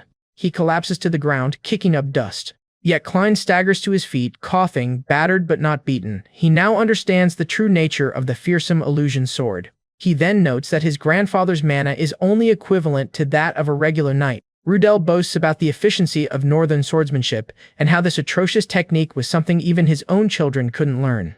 He taunts his grandson, claiming that even the greatest necromancer on the continent cannot possibly break through it. Klein admits to himself that he didn't expect to be pushed this far so quickly, but he dismisses his surprise, deciding it doesn't matter. With a renewed, predatory grin, he announces that he'll be going all out now too. His eyes glowing with purple necromantic energy, he confidently declares that he has already seen the technique. Rudel is taken aback, questioning if his grandson truly believes it's such a simple sword technique. Enraged, he calls him an arrogant brat, shouting that it's not a technique that can be copied just from seeing it once. Meanwhile, Klein begins to gather his own mana, the ground around him crackling with energy. Rudel watches in disbelief as his grandson prepares to counter. A confident smirk plays on Klein's face as he readies his own attack. The Duke launches his illusion sword once more. And in a stunning display, Klein perfectly mirrors the attack, unleashing his own version of the illusion sword with purple-hued blades. The two identical, yet differently colored illusion sword techniques race towards each other. The blue and purple sword mirages collide in a spectacular explosion of light and power. As their blades clash, Rudel screams, "Don't get cocky, Archimod." He furiously demands to know why a necromancer would help the family of his greatest enemy. In the midst of the chaotic exchange, Klein is momentarily distracted by the question, leaving an opening. As blood erupts into the air, it becomes clear that our guy has been struck. Blood trickles down his face as he stands his ground. As the spiritual storm subsides, it is revealed that he has taken a direct hit, and the sword is stopped at his head by the spirit. A confused Rudel asks why he didn't dodge the blow. He points out that with his skill, his grandson could have easily dodged that attack. The words honor and faith echo in the Duke's mind, recalling Dunkel's earlier speech. Klein explains that honor and faith is a concept he, as a necromancer, could never understand. He even admits that he used to find the idea pathetic. But, he continues, he saw someone, Burkel Rhineland, who experienced the same pain as him yet made the opposite choice for the sake of the children's future. Klein declares that it doesn't matter what his grandfather thinks, he has his own reasons. He wants to confirm for himself the meaning of that future his old enemy spoke of. Rudel is rendered speechless, stunned by his grandson's unexpected and profound motivation. After a moment, Rudel reveals that his reason for lingering as a phantom is his own regret, a secret he won't share. However, he considers Klein's proposition. The Duke concedes that the answer to his own lingering questions might lie in the future. His grandson seeks to understand. Therefore, the spirit of Rudel Rhineland makes his decision. With a grin, he declares that he will accept a contract with Klein. Klein is shocked by his grandfather's sudden agreement.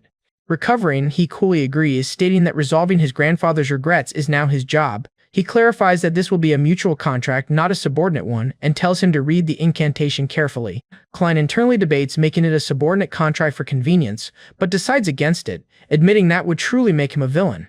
Rudel begins the ritual, declaring that he, the dead, entrusts his feelings and wishes to the guide. Klein responds in kind, declaring that he, the guide Archimod, inherits the feelings and wishes of the dead. The contract is sealed as they both declare their roles will last until the wishes are fulfilled. The pact concludes with Rudel's spirit roaring that he shall become your sword, as a massive pillar of energy erupts. The powerful energy of the contract dissipates under the night sky. A new, armored figure with glowing red eyes emerges and asks if Klein can handle the consequences of this transformation. A confident, bloodied Klein looks on at his creation. He reassures the newly formed Death Knight that he can move fine, and that a spirit shouldn't worry about the living. With the Death Knight contract complete, a triumphant he stands, flanked by the fearsome Rudel Rhineland, and asks, "Shall we go greet my aunt now?" Meanwhile, back in her room, Erin is sound asleep. She sleep-talks, mumbling, "Deathny, day, day, day." Suddenly, she jolts awake, shouting, "Teriyaki cookie?" having completely misheard Klein's plans in her sleep. She promptly falls back asleep. On the day of the political visit to House Paulwyvern, Erin calls for her young master at the Rhineland estate. She enters his room to find him apparently asleep, with a book covering his face. After confirming that everything is ready for their trip, she pokes the unresponsive young man, jokingly wondering if he's dead. Suddenly, Klein sits up, revealing he was awake the whole time, though he looks utterly drained. He internally laments that the Death Knight contract from 3 days prior has left him with no magi, and his stamina still hasn't recovered. Worried about his depleted physical capacity, he hopes for more rest before they arrive at House Paulwyvern, but a concerned Erin is watching him closely. She confronts him, asking why he's been acting so sickly for the past 3 days. When he tries to deflect by blaming it on poor sleep, she immediately sees through the lie and demands to know what's really keeping him up so late. Nervously, he tries to bluff his way out, vaguely claiming he's been doing some late-night research. However, she has him cornered, holding up the book to the exact Death Knight summoning circle he was just looking at.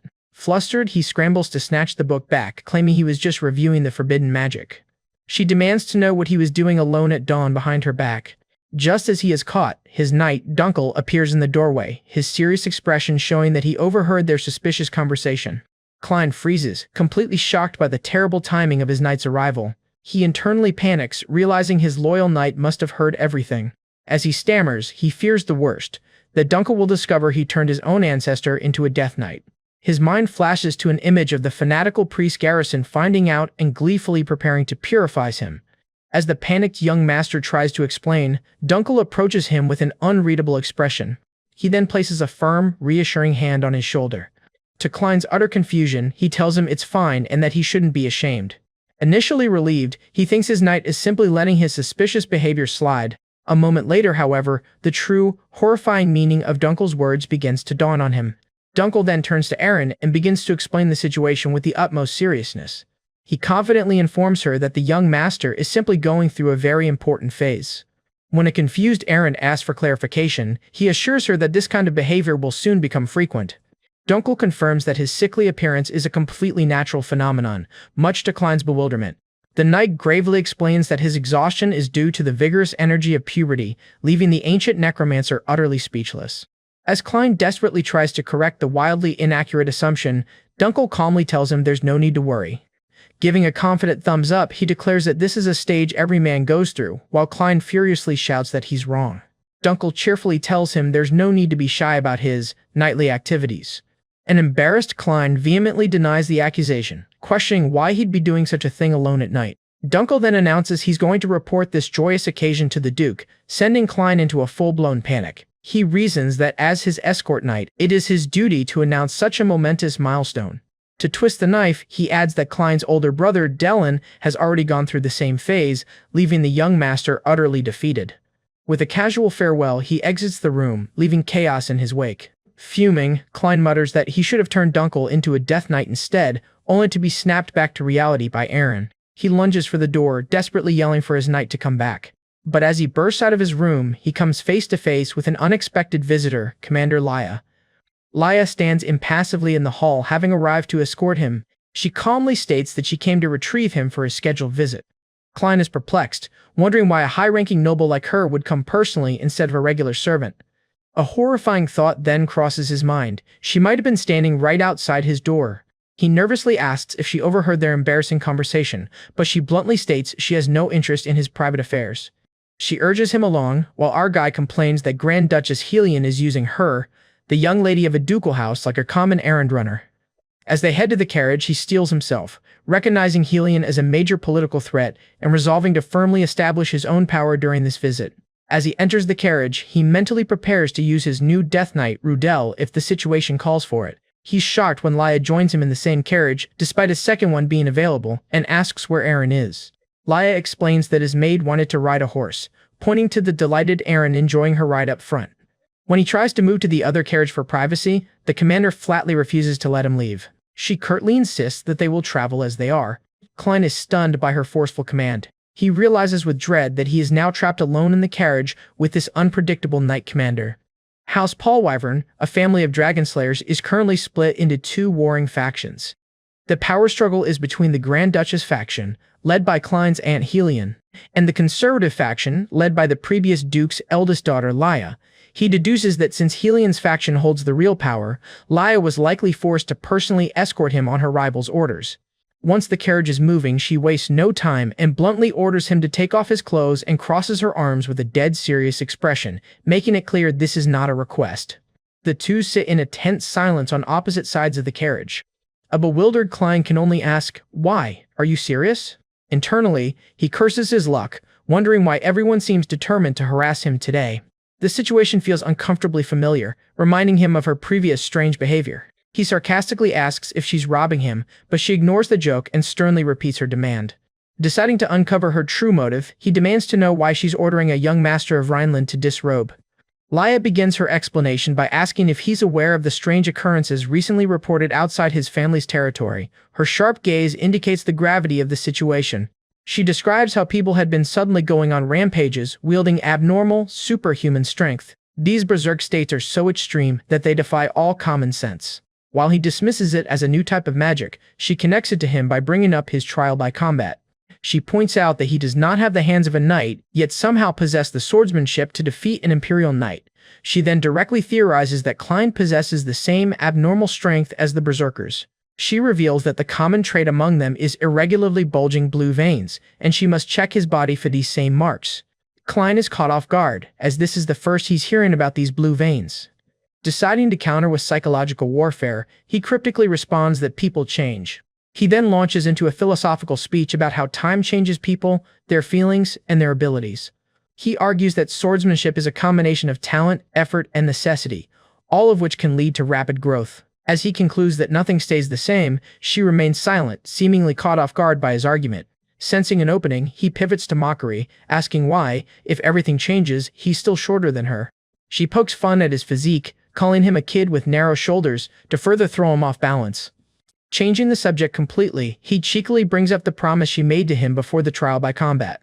He reminds her of the moment she declared, "I will give you my lips." Visibly flustered, she stammers, "Did I?" And he realizes with triumph that he's shaken her confidence. The two devolve into a childish argument, with him insisting she made the promise and her vehemently denying it. He presses his advantage, shaming her for lying as a knight commander, until a flustered Laia concedes and tells him to just take his clothes off. Seizing his victory, he smugly challenges her to take hers off first, banking on his age and experience in manipulation. The carriage falls into a stunned silence as she is left speechless. Even Aaron wonders what is happening inside the carriage. The carriage drivers also wonder what is happening inside. Regaining her composure, Laia gets serious and addresses him by his full name. She asserts her authority, stating that while she is here on Helian's order, she is still a knight commander and has no personal interest in him. She clarifies that she merely wanted to clear her suspicions before they arrived. When he asks what will happen if she's mistaken, she promises a heartfelt apology. Furthermore, she vows to take full responsibility for her disrespect. Klein contemplates her surprisingly sincere offer. A sly smile appears on his face as he latches onto her words. Responsibility, huh? Agreeing to her terms, he states that he'll be looking forward to her taking responsibility. Their tense negotiation concludes just as they arrive at the magnificent House Paul Wyvern estate. Aaron gasps in awe at the sheer size of the palatial estate. She looks up at her master, sharing in the impressive sight. Now dressed in formal attire, Klein coolly observes that the estate is 3 times the size of his own. With a smirk, he notes that the smell of money is quite strong here. He thinks to himself that the scale and appearance of the estate are on the level of a royal palace. As they proceed, Aaron asks about Commander Laia's whereabouts. Argai tells her that Laia disappeared the moment they arrived, just as a voice calls out to Klein.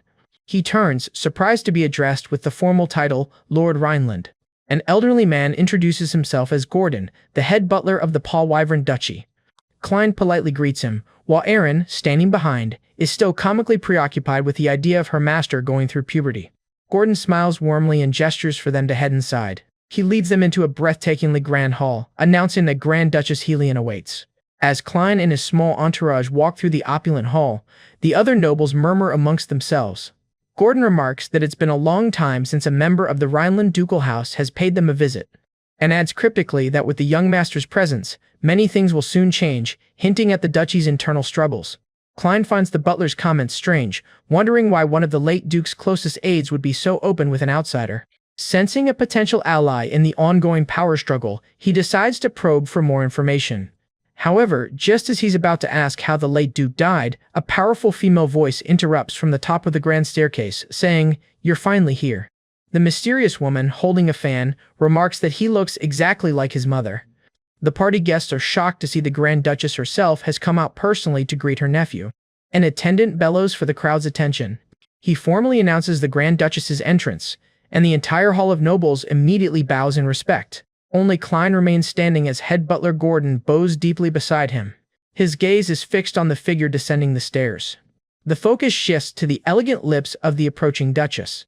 The imposing figure of the Grand Duchess makes her way down the stairs toward him. She formally welcomes him with a commanding yet affectionate tone. "Welcome, my beloved nephew, Klein." The formidable ruler of House Paul Wyvern is finally revealed in full, Grand Duchess Helian Rhineland. A flashback reveals that, as they prepare for the upcoming meeting, Klein reminds his new Death Knight, Rudel, of a specific clause in their contract. He explains that all of his actions, including the summoning, are for the sole purpose of reviving the Rhineland family. The imposing Death Knight listens intently as his grandson lays out the terms of their new alliance. Then, Klein drops a bombshell. Their current enemy is none other than Rudel's own daughter, Helian.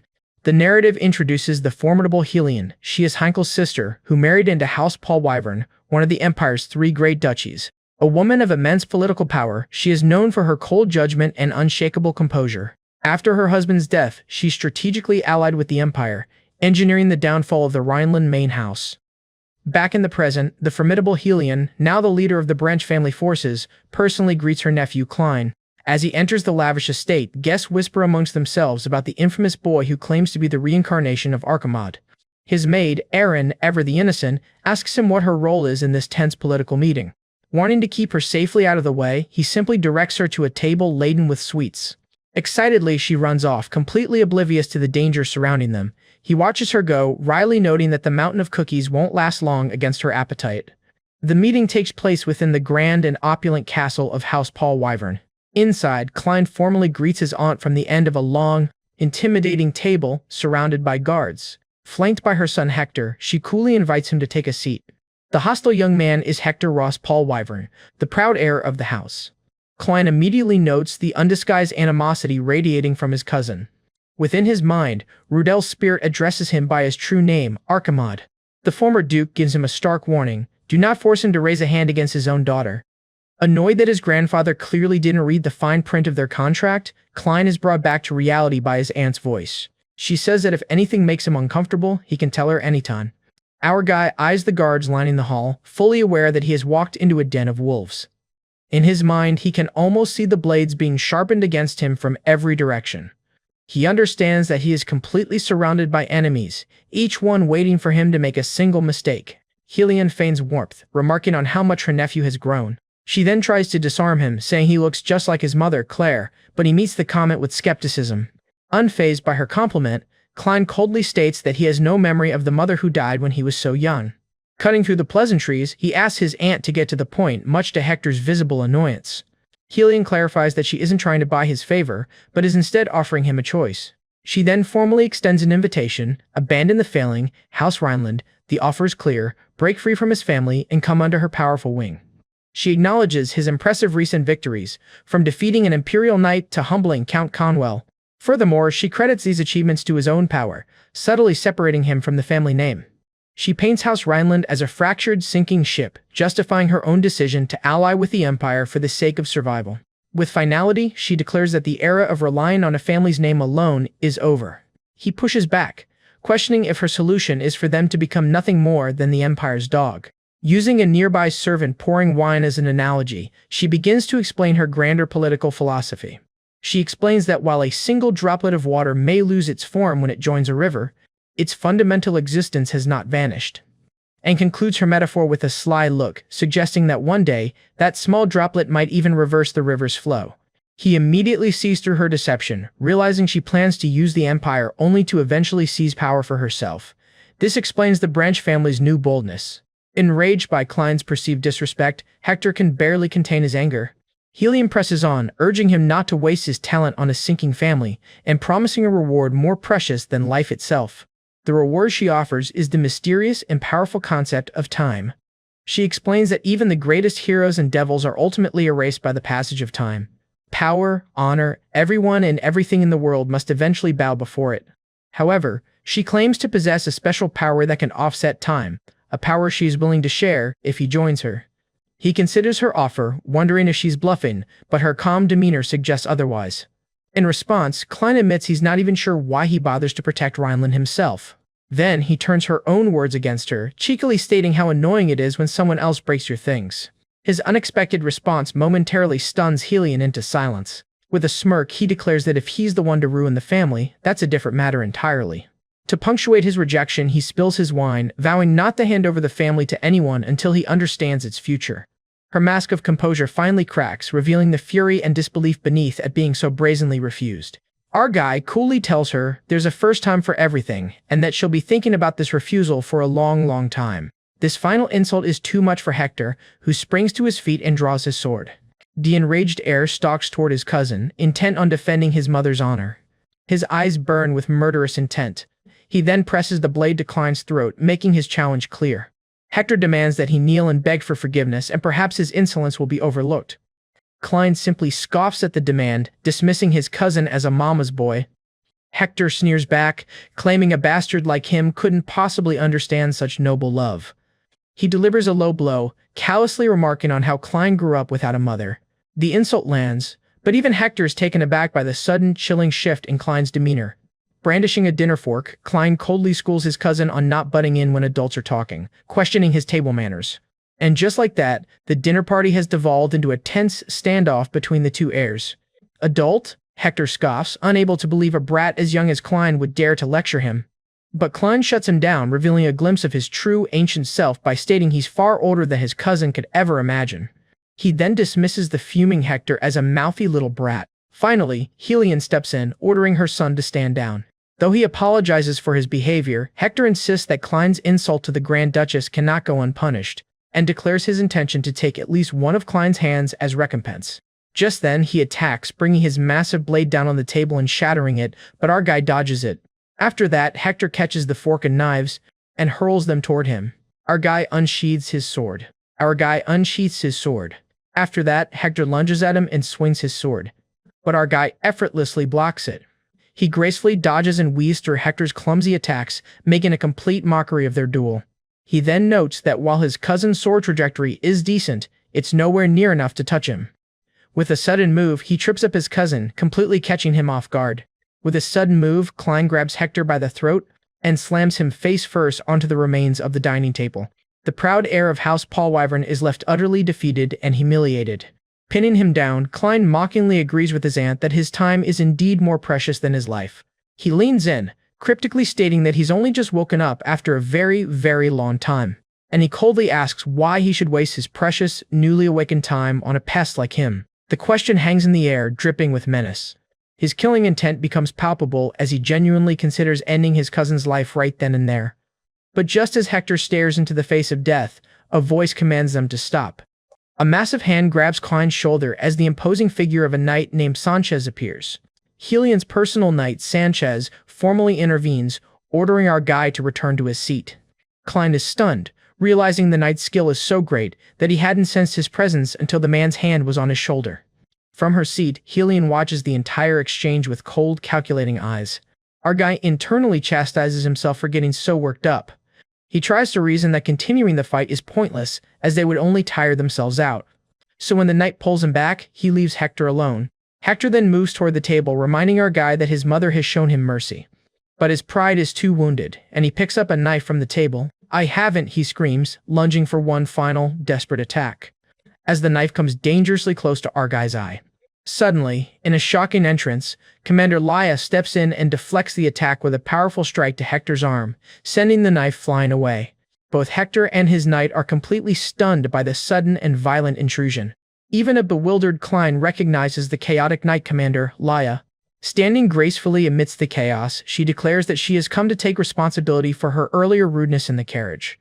Klein is confused, wondering if she's referencing their tense carriage ride. He recalls her previous promise to take responsibility for her rudeness, and wonders if Laia actually remembers what she said back then. Back in the present, she smoothly walks past a shocked Hector. He seethes, questioning why she is shielding the person who just insulted his mother and the authority of House Paulwyvern. Laia coolly retorts that someone who draws a sword on a guest has no right to speak of authority. Then, she delivers the final blow, pointing out that Hector is the one who was subdued, not Klein. Hector is left speechless by her sharp rebuke. "Enough, Hector," comes the cold voice of his mother, Helion. She laments how this pleasant occasion has been ruined. Her displeasure manifests as a terrifying aura as she internally asks Hector how long he intends to make a fool of himself. A terrified Hector flinches under his mother's intense pressure. Klein observes the scene, noting the incredible pressure Helion exerts with just a single line. Laia apologizes for the disturbance, but Helion smoothly dismisses it. Helion then delivers a veiled threat, reminding Laia to be mindful of who she is protecting. Laia formally states that the Blue Holy Spear Knight's duty is to ensure the safety of guests, asking for understanding. With the situation diffused, she turns to address her knights. She dismisses her troops, reminding them to prepare for tomorrow's training. As her knights respond, Klein recognizes her as Laia Wren Paulwyvern, a formidable figure from the West. The full weight of her title and authority is on display as she stands before her knights. Having handled the immediate crisis, she confidently walks away and announces she'll be resting in her room and dismisses everyone, a command her knights readily obey. However, the moment the door closes, Laya's stoic demeanor crumbles. With a deep sigh of relief, she whispers to herself that she made it through another day. Exhausted, she quietly asks her late father if she did well. A moment of silent, private grief passes. But then her mood shifts entirely. Unable to hold it in any longer, she rushes to a different part of her chambers. The cold and famous Knight Commander grabs a decorative rope. It's revealed she has a secret, and she pulls the cord. A hidden mechanism whirs to life, and her eyes fill with gleeful anticipation. A hidden wall opens, revealing a secret shrine. In her secret sanctuary, the fierce Knight Commander transforms into a giddy fan, fawning over her idol, Lord Archimad. Her collection includes numerous hand-drawn portraits of the legendary Necromancer. She's also amassed a collection of necromantic items, purchased at auctions, supposedly used by Archimad himself. There's even a circular portrait and a stack of biographies dedicated to him. The crown jewel of her collection is a handmade, double-sided Lord Archimad body pillow. She imagines her pillow version of Archimad praising her and offering to pat her head, much to her feigned embarrassment. Complaining about the inconsistent historical records, she gripes that every drawing of Archimad looks different, and concludes that she has no choice but to redraw him herself according to her own tastes. In her imagination, a handsome, idealized Archimad reassures her. The fantasy is so overwhelming that she gets a nosebleed. Down the hall, other maids are startled by the strange noises coming from their captain's room. Exhausted from her fangirling, Laya kicks off her boots and collapses. Cuddling her pillow, she envies how Archimad, though called a devil, lived under his own name, unlike her. She sighs that it's a great shame, that he disappeared before she was even born, and wistfully wishes she could have met him just once. Her private moment is shattered by a knock at the door, causing her to jump in panic. Annoyed, she calls out that she's resting, worried that her secret will be discovered and her dignity as a captain ruined. It's Klein, announcing himself at the door and asking to speak with her. He debates whether he should thank her, weighing his pride against the fact that she did help him.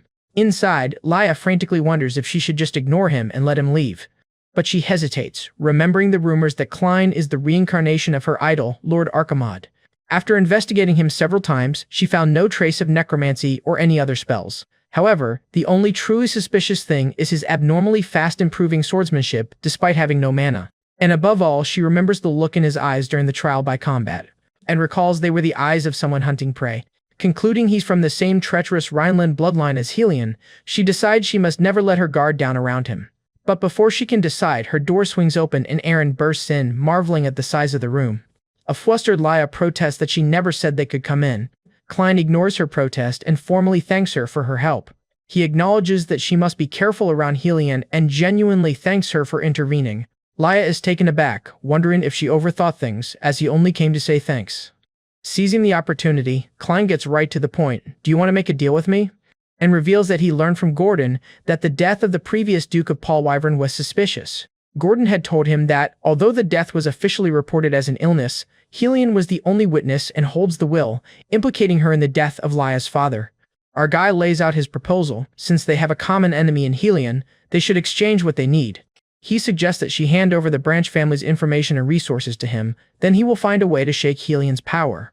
And clarifies that he isn't proposing an alliance between houses, but a temporary partnership between two people with a common enemy. "What do you think?" he asks, noting that neither of them has anything to lose. As Laya remains silent, Klein gets closer, asking if there's something else she wants. He wonders why the captain isn't answering. Laya finally speaks, realizing Klein must have heard about her father and used that information to his advantage. She clenches her fist, accusing him of assuming she would join hands with him simply because she despises Helion. "But guess what?" she says with venom. "You're just like Helion." She accuses him of being the kind of person who sees someone else's wound and immediately calculates its usefulness. Her words hit a nerve, as Klein is shocked to be compared to Helion. Just as the tension peaks, Aaron's voice cuts through. The maid excitedly holds up a doll she found, showing it to her master. "I found a cute frog doll," she exclaims, showing off the handmade toy. Laya panics, realizing it's her handmade Archimad doll, while Klein internally scoffs at her weird taste and calls the doll ugly. Laya frantically chases after Aaron, trying to get the doll back. She snatches the doll from Aaron, insisting that it's important. Klein is perplexed that she considers the rag doll so important. Suddenly, he recognizes the doll's design. He asks to see it, but Laya clutches it protectively and orders both him and a confused Aaron to get out. But then Aaron spots the secret cord and Laya panics, screaming that one is off limits. Ignoring her protests, Aaron pulls the cord, activating the hidden mechanism. The secret wall opens, revealing Laya's entire shrine to Archimod. Eren, completely bewildered, asks what all these things are. She points to the wall, which is covered in crude, hand-drawn pictures of a man's face. Another of the childlike drawings sits by a candle. She says, "It's ugly," while our guy finally puts two and two together about the doll. The horrifying realization dawns on him as he stares at the shrine. "No way, no way, no way, no way," he repeats, his world spinning. In a moment of pure shock, he realizes the entire shrine is dedicated to him. Eren adds to the chaos by pointing out the weird pillow, screaming in surprise. Laya is mortified, wanting to wash the grossness of the situation away. She's completely flushed with embarrassment and panic. Mortified, she realizes they found out about her secret private life. Her dignity as a knight captain has been shattered. Klein trembles, still processing that all of this is really about him. He loses his cool completely, demanding an explanation for the loser-looking drawings of his face. Just as he's about to declare the trashy drawing should be burned, Laya unleashes a powerful slap, connecting squarely with his face. Tears streaming down her face, she is furious that he would dare to insult Lord Archimod. Klein holds his stinging cheek in stunned silence. He looks up, completely bewildered by her violent reaction. The scene then shifts to a dark, other corner of the Paul Wyvern estate palace. A young, terrified Hector weeps and sweats, his cheeks wet with tears. He asks his mother why she's doing this to him. His feet dangle helplessly as she lifts him effortlessly by the throat. While he gasps for air, she coldly asks if he realizes the gravity of his failure. With eyes glowing red with fury, she then demands to know why he acted so recklessly. A shadowy demonic figure is reflected in his terrified eye, symbolizing his mother's monstrous nature. She berates him for impulsively drawing his sword in front of the conservative faction nobles, pointing out that he not only provoked someone he couldn't beat, but was ultimately subdued by his own cousin Laya. Disgusted, she drops him to the floor, calling him a disgracefully careless heir. While he breathes heavily on the floor, she turns away, lamenting how her rare and politically important dinner with her nephew was ruined. Meanwhile, Hector struggles to breathe, clutching his throat on the cold stone floor. Gathering his strength, he weakly calls out to his mother, and desperately tries to justify his outburst, claiming that Klein had insulted her right in front of him. He pleads that, as a son who loves his mother, he couldn't possibly stand by and let her be mocked. With tears streaming down his face, he cries out in anguish that she took Klein's side instead of his. In a heart-wrenching plea, he asks why the mother for whom he would give his life doesn't seem to love him back. Helion turns back with an unnervingly calm expression, claiming she loves him more than anyone. However, she twists the knife by coldly stating that his love is currently of no use to her at all. As punishment for his uselessness, she effectively exiles him, ordering him to the remote fortress city of Garland as its new defense commander. She deceptively frames the exile as a great opportunity for him to learn and train in a high-ranking position. But a wave of horror washes over Hector as he realizes the truth behind her words. He understands with chilling clarity that his mother isn't giving him an opportunity, she is simply getting rid of him. Defeated and broken, he can only agree, resolving that he must become a more useful son to win her affection. He watches his mother's retreating back, abandoned and alone in the vast, empty hall. Once he is gone, Helion summons a hidden figure from the shadows. Her loyal and formidable knight Sanchez emerges to receive his orders. The scarred knight formally addresses his Grand Duchess, ready for her command. She gives a chilling order. He is to contact the infamous assassin guild known as Fallen Leaves. Shocked, Sanchez questions her command, confirming if she truly means that notorious organization. She confirms, coldly ordering the assassination of both Klein and the maid who accompanied him, Eren. Sanchez voices his concern, warning that involving the unpredictable guild could be disastrous and offering to handle the assassinations himself. Helion reassures him that she has no doubts about his formidable abilities. She even praises his legendary feat of single-handedly turning the tide of battle at Carmen Gorge years ago. However, she explains her reasoning. She cannot risk House Paul Wyvern being directly linked to the death of a main family Rhineland. Though hesitant, he understands her political maneuvering and accepts the grim task. With a clack of his armor, he bows and accepts the command from the Grand Duchess. After he leaves, Helion walks quietly to her ornate desk. She opens a hidden drawer, revealing a secret compartment within. Her gaze then falls upon a mysterious object resting inside. She retrieves a beautifully crafted vial containing a vibrant red liquid and admires its beauty. Without hesitation, she consumes the entire potion, as a sinister red aura immediately envelops her body. As the potion's power takes hold, her eye transforms, its pupil narrowing into a reptilian slit. With her new power surging, she whispers Klein's name and challenges him to prove his worth.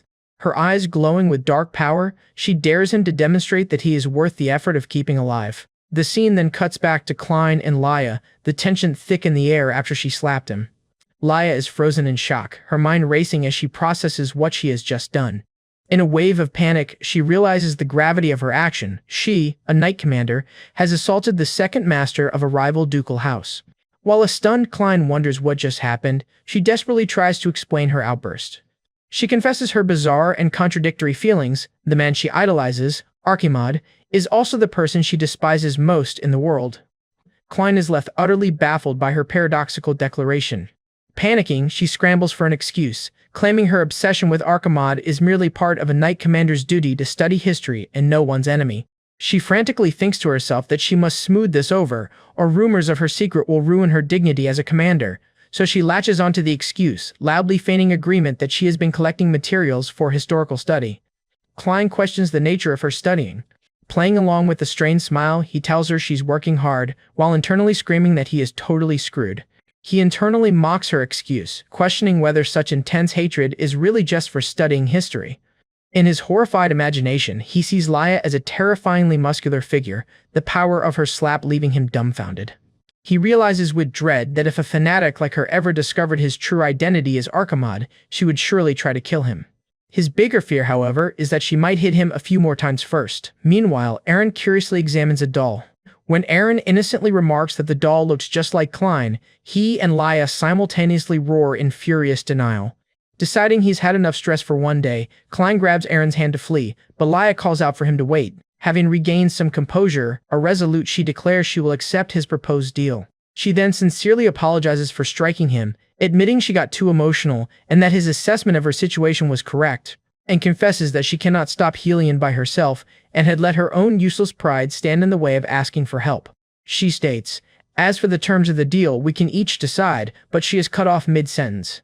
To her astonishment, he suddenly calls the whole deal off. He explains that the pained and desperate expression she had on her face earlier continues to bother him and recalls when she bluntly told him that, in that moment, he was just like his manipulative aunt, Helion. So he refuses to drag her into a fight that would force her to make such a desperate face again, showing an unexpected level of concern. He then advises her not to make a decision out of desperation. He tells her to come to him only when she is truly ready, and his mature words cause his image to briefly overlap with her idol, Archimod. Laya is left blushing and flustered, stunned by this sudden display of mature charisma. As Klein apologizes and turns to leave, she is left reeling, questioning why he suddenly resembled her image of Lord Archimod. Shaking her head, she tries to convince herself that he's just Klein Rhineland and that her mind is playing tricks on her. Yet she can't help but call him the absolute worst, for so cleverly using her own pain and vulnerability against her. Inspired by his words, she finds new resolve and stops him, proposing an alliance instead of a mere deal. She outlines their mutual goals. He protects House Rhineland, while she reclaims House Paulwyvern. Klein teases that it sounds the same as a deal, but then she clarifies that an alliance is built on trust, not temporary advantage, and challenges him, asking if they shouldn't be able to entrust their backs to one another if they are to be true allies. Laya accepts that this boy is not the Archimod of legend and resolves to seize the opportunity before her. Determined not to have any regrets, she blushes and formally asks Klein to be her ally. Flustered, she quickly adds that he shouldn't get the wrong idea, insisting she's only agreeing because it feels right in the moment. Klein muses on the word ally, admitting it's not a term he was particularly fond of in his past life. Nevertheless, he extends his hand, conceding that for now, an alliance isn't such a bad idea. With their hands clasped, he formally accepts Laya Paulwyvern's offer of an alliance. She looks at him with newfound determination, promising that he will not regret his choice, though this alliance, like all others, will inevitably end someday. However, our guy gives a confident smile, knowing that this is only the beginning of his plans. Meanwhile, in a dark and grimy sewer, rats squeak and scurry away from an approaching presence. A figure splashes down into the murky water below.